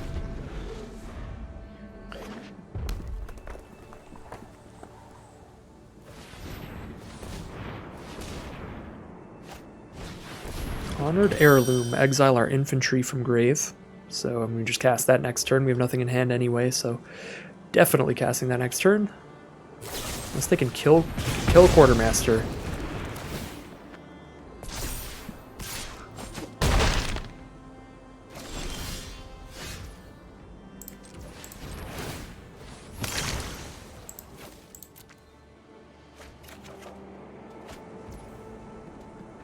Well, infantry's a goner. Can play this bystander. Howling Moon on this wolf is gonna kill us. They're attacking with a 4/6 every turn. Ooh, infantry's not a goner. That's something, I guess. We can make our creature a 5/4. Still not big enough to block even just the Sporeback Wolf. But it's something. Voice of the Blessed. Voice of the Blessed is not something. That's just a 2/2. Maybe a 3/3 when bystander dies.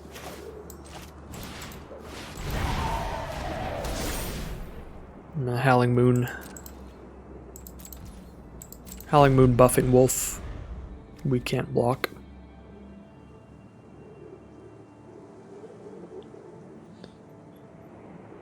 Still play it out here. Use some of our opponent's time and get a better idea of what's in their deck. But I think this game was lost from the moment we started with the mold of 5 on the play. I should have kept the opener of 7. We were still likely to get punished for that one and just not draw black mana, but probably it would have panned out better than the 5 card hand. The 6 being a forced mulligan was real rough. Well, I'll take the block where I can actually kill something, I guess.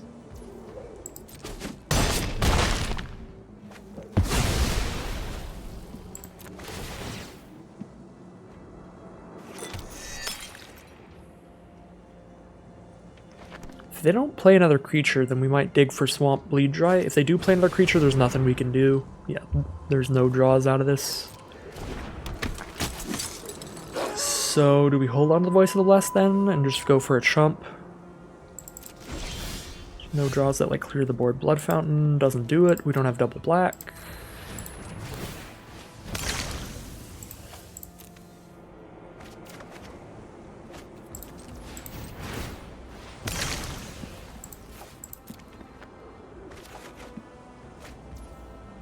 Alright. That is really not how we want to start the final round. So we have to 2-0 here, basically. That was not much of a game. Nothing really to sideboard here. There's like red-green wolves. I guess we could do Gift of Fangs. They're red, green, and white. Didn't see much in white, I don't think.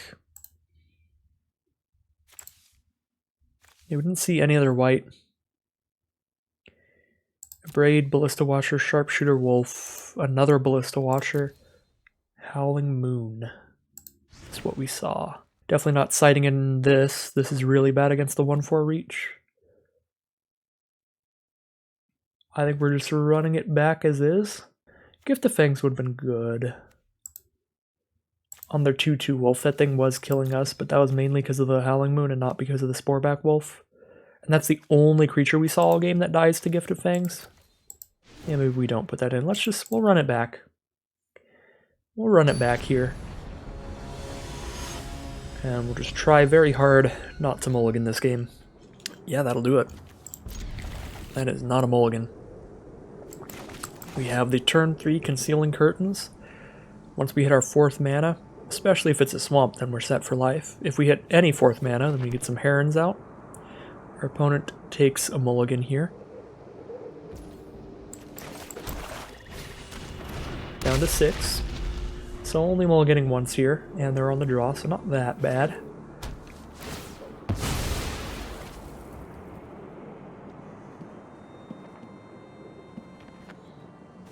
Evolving Wilds for the red source.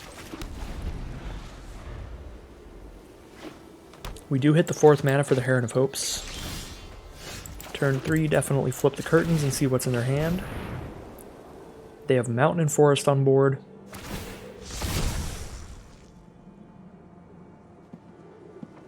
Ballista Watcher, Wolfstrike, Apprentice, Sharpshooter in hand. Well, if we get rid of Ballista Watcher, they only have 1 creature on board, which means they can't block our Menace card.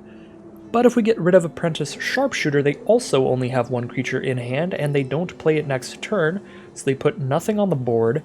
By the time they play Ballista Watcher, we kill it with Bleed Dry or Hero's Downfall, most likely, plus our Heron of Hopes can get in if they don't have a reach creature.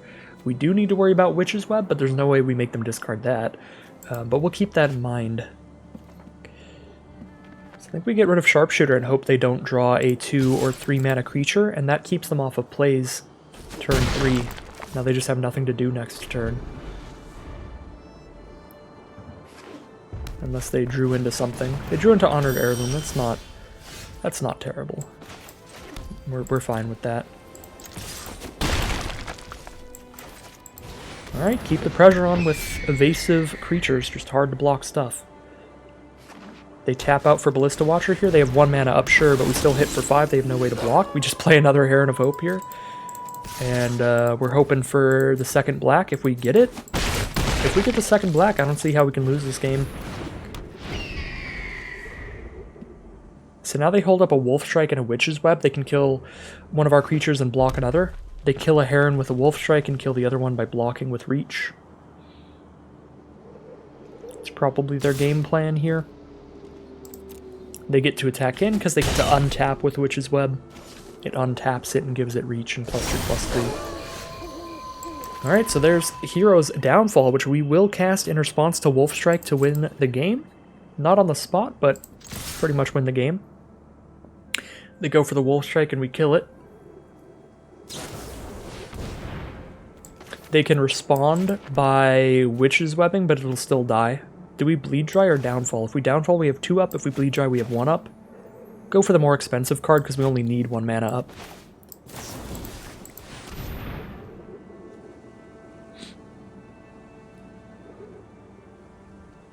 So yeah, Witch's Web, it still dies. We deal 7.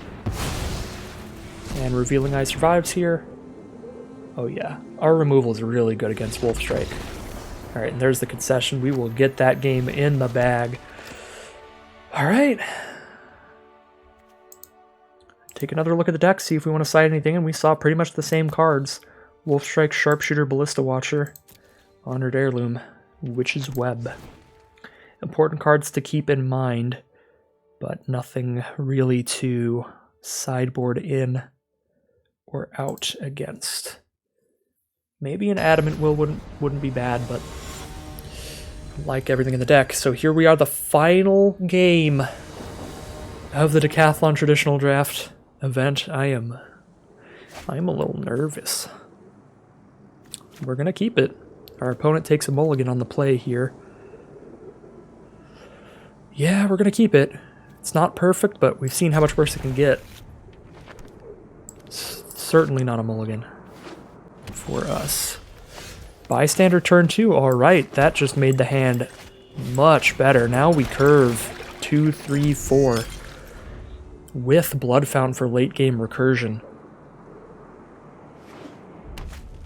Green-red and a turn 2 Sporeback Wolf from our opponent. Get our panicked bystander out and about.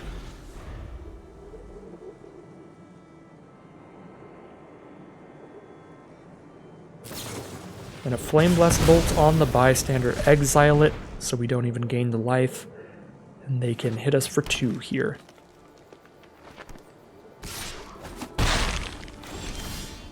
Yeah, the exile there is pretty rough for us because now we don't get it back to Blood Fountain either. We can play it real defensive here and just Parasitic Grasp the Sporeback Wolf, but I feel like just playing a 1/4 should be good enough to block that for now. And I'd like to play a bunch of creatures and hope they all just get killed so our Blood Fountain's active later in the game. I would rather spend our creatures to get rid of their combat tricks and stuff than spend our removal to get rid of their creatures. Just start dumping our creatures in the grave any way we can when we have a Blood Fountain out.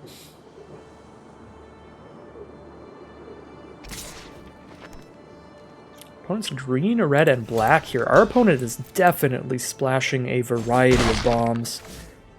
We know they're green-red at the core, but we've seen a swamp and a plains from them, so that has me real worried.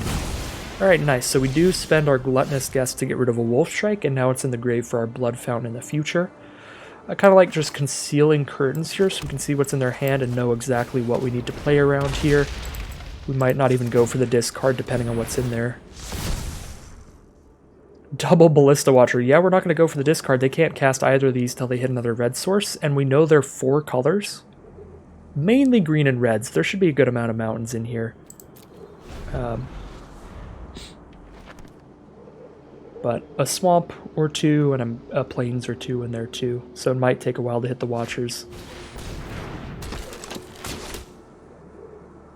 So they can double block Revealing Eye, but they don't kill it, and we kill their Sporeback Wolf if they do, so the attack with Revealing Eye is definitely still going on here. Got Heron of Hope and Minister as the play this turn. That feels better to me than Blood Fountain to pick up 1 card. So let's attack Revealing Eye, and then Heron of Hope, Traveling Minister is our plan here. Playing the 5th land even though we have blood, just so we can curve out a lot of creatures onto the board. Or dump out a lot of creatures onto the board, I should say. The Menace is really good here. If it didn't have the Menace, then yeah, Sharpshooter's a real nice block for them. We do have Parasitic Grasp and play it better this way. Oh, that is one thing I forgot to say. Round 1, we certainly could have played game 1 much better. The Parasitic Grasp attack on Sharpshooter would have slowed down our opponent a lot, maybe given us another draw step or 2. So, I think I was being a little overly... I was definitely being a little overly salty about the mulligans there. We made some decent misplays in game 1. Could have had a couple more turns to find an out. This isn't great for us, but it's also not great for them. I think we're definitely still in the driver's seat. But I forgot about Sharpshooter training, and that gets me mildly scared. Like another Heron of Hope here. Okay, yeah, now I'm not scared at all. Double Heron of Hope with Traveling Minister on the board is just ridiculous. Just ridiculous. Pretty much impossible to outrace.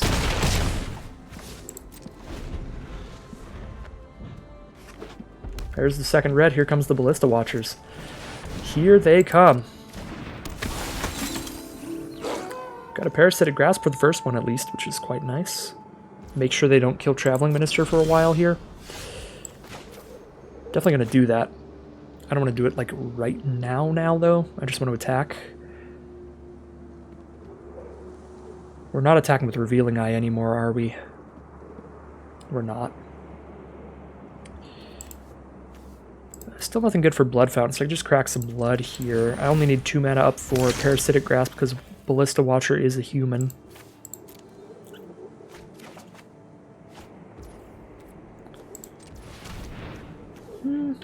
I'll hold up double black just in case I want to Parasitic Grasp something else. It's pretty unlikely. But maybe I'll draw something weird that makes me want to. Ooh, now I want to play Ragged Recluse instead, but that's probably wrong. Because they kill our Traveling Minister if we let Watcher stay.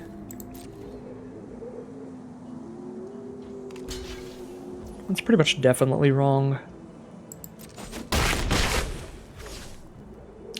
Because, like, what's Ragged Recluse really going to do? It's going to be a 3/3 on the ground. Maybe we even kill Sharpshooter instead of Watcher, so that they can't stop the Herons from attacking. They can stop the Minister from doing the extra damage. And now this is a little weird, but I'm going to kill Sharpshooter instead of Ballista Watcher. We can let them kill Traveling Minister. Because now we're just guaranteed to deal 4 damage to them a turn in the sky. Ooh, Child of the Pack is the draw. Really nice at creating some more stuff on the ground. Actually, we have Menace. Let's not do that. We have Menace, so we attack for 4, 5, 6, 7, 8. Oh, Quartermaster is immediate lethal. Quartermaster off the top. Don't have to worry at all. There's the concession from our opponent. That is 5-1. Not only a victory in the Decathlon Traditional Draft event, but thanks to the one lost match, we played as many rounds of Magic as we could have in this event for only 2,000 gold. So really nice run there, and that is going to continue the streak of Decathlon tokens. Yeah, there we go. All 4 of the first tokens. Claim that prize, get 3,000 gold, get a Decathlon token.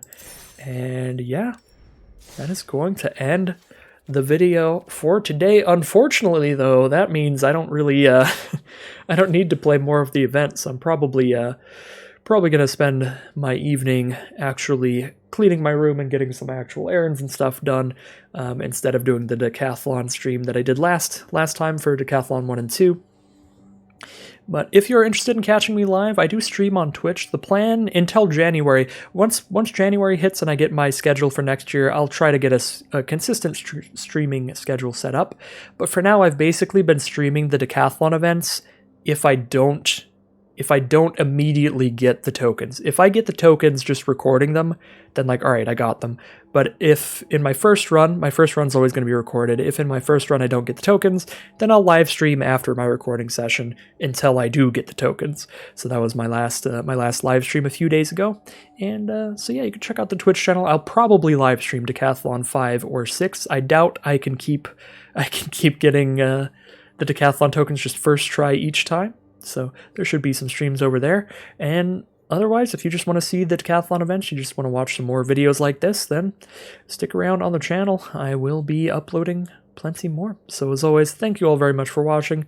Hope you all have a good holiday season, and I'll see you again soon for some more Magic Arena.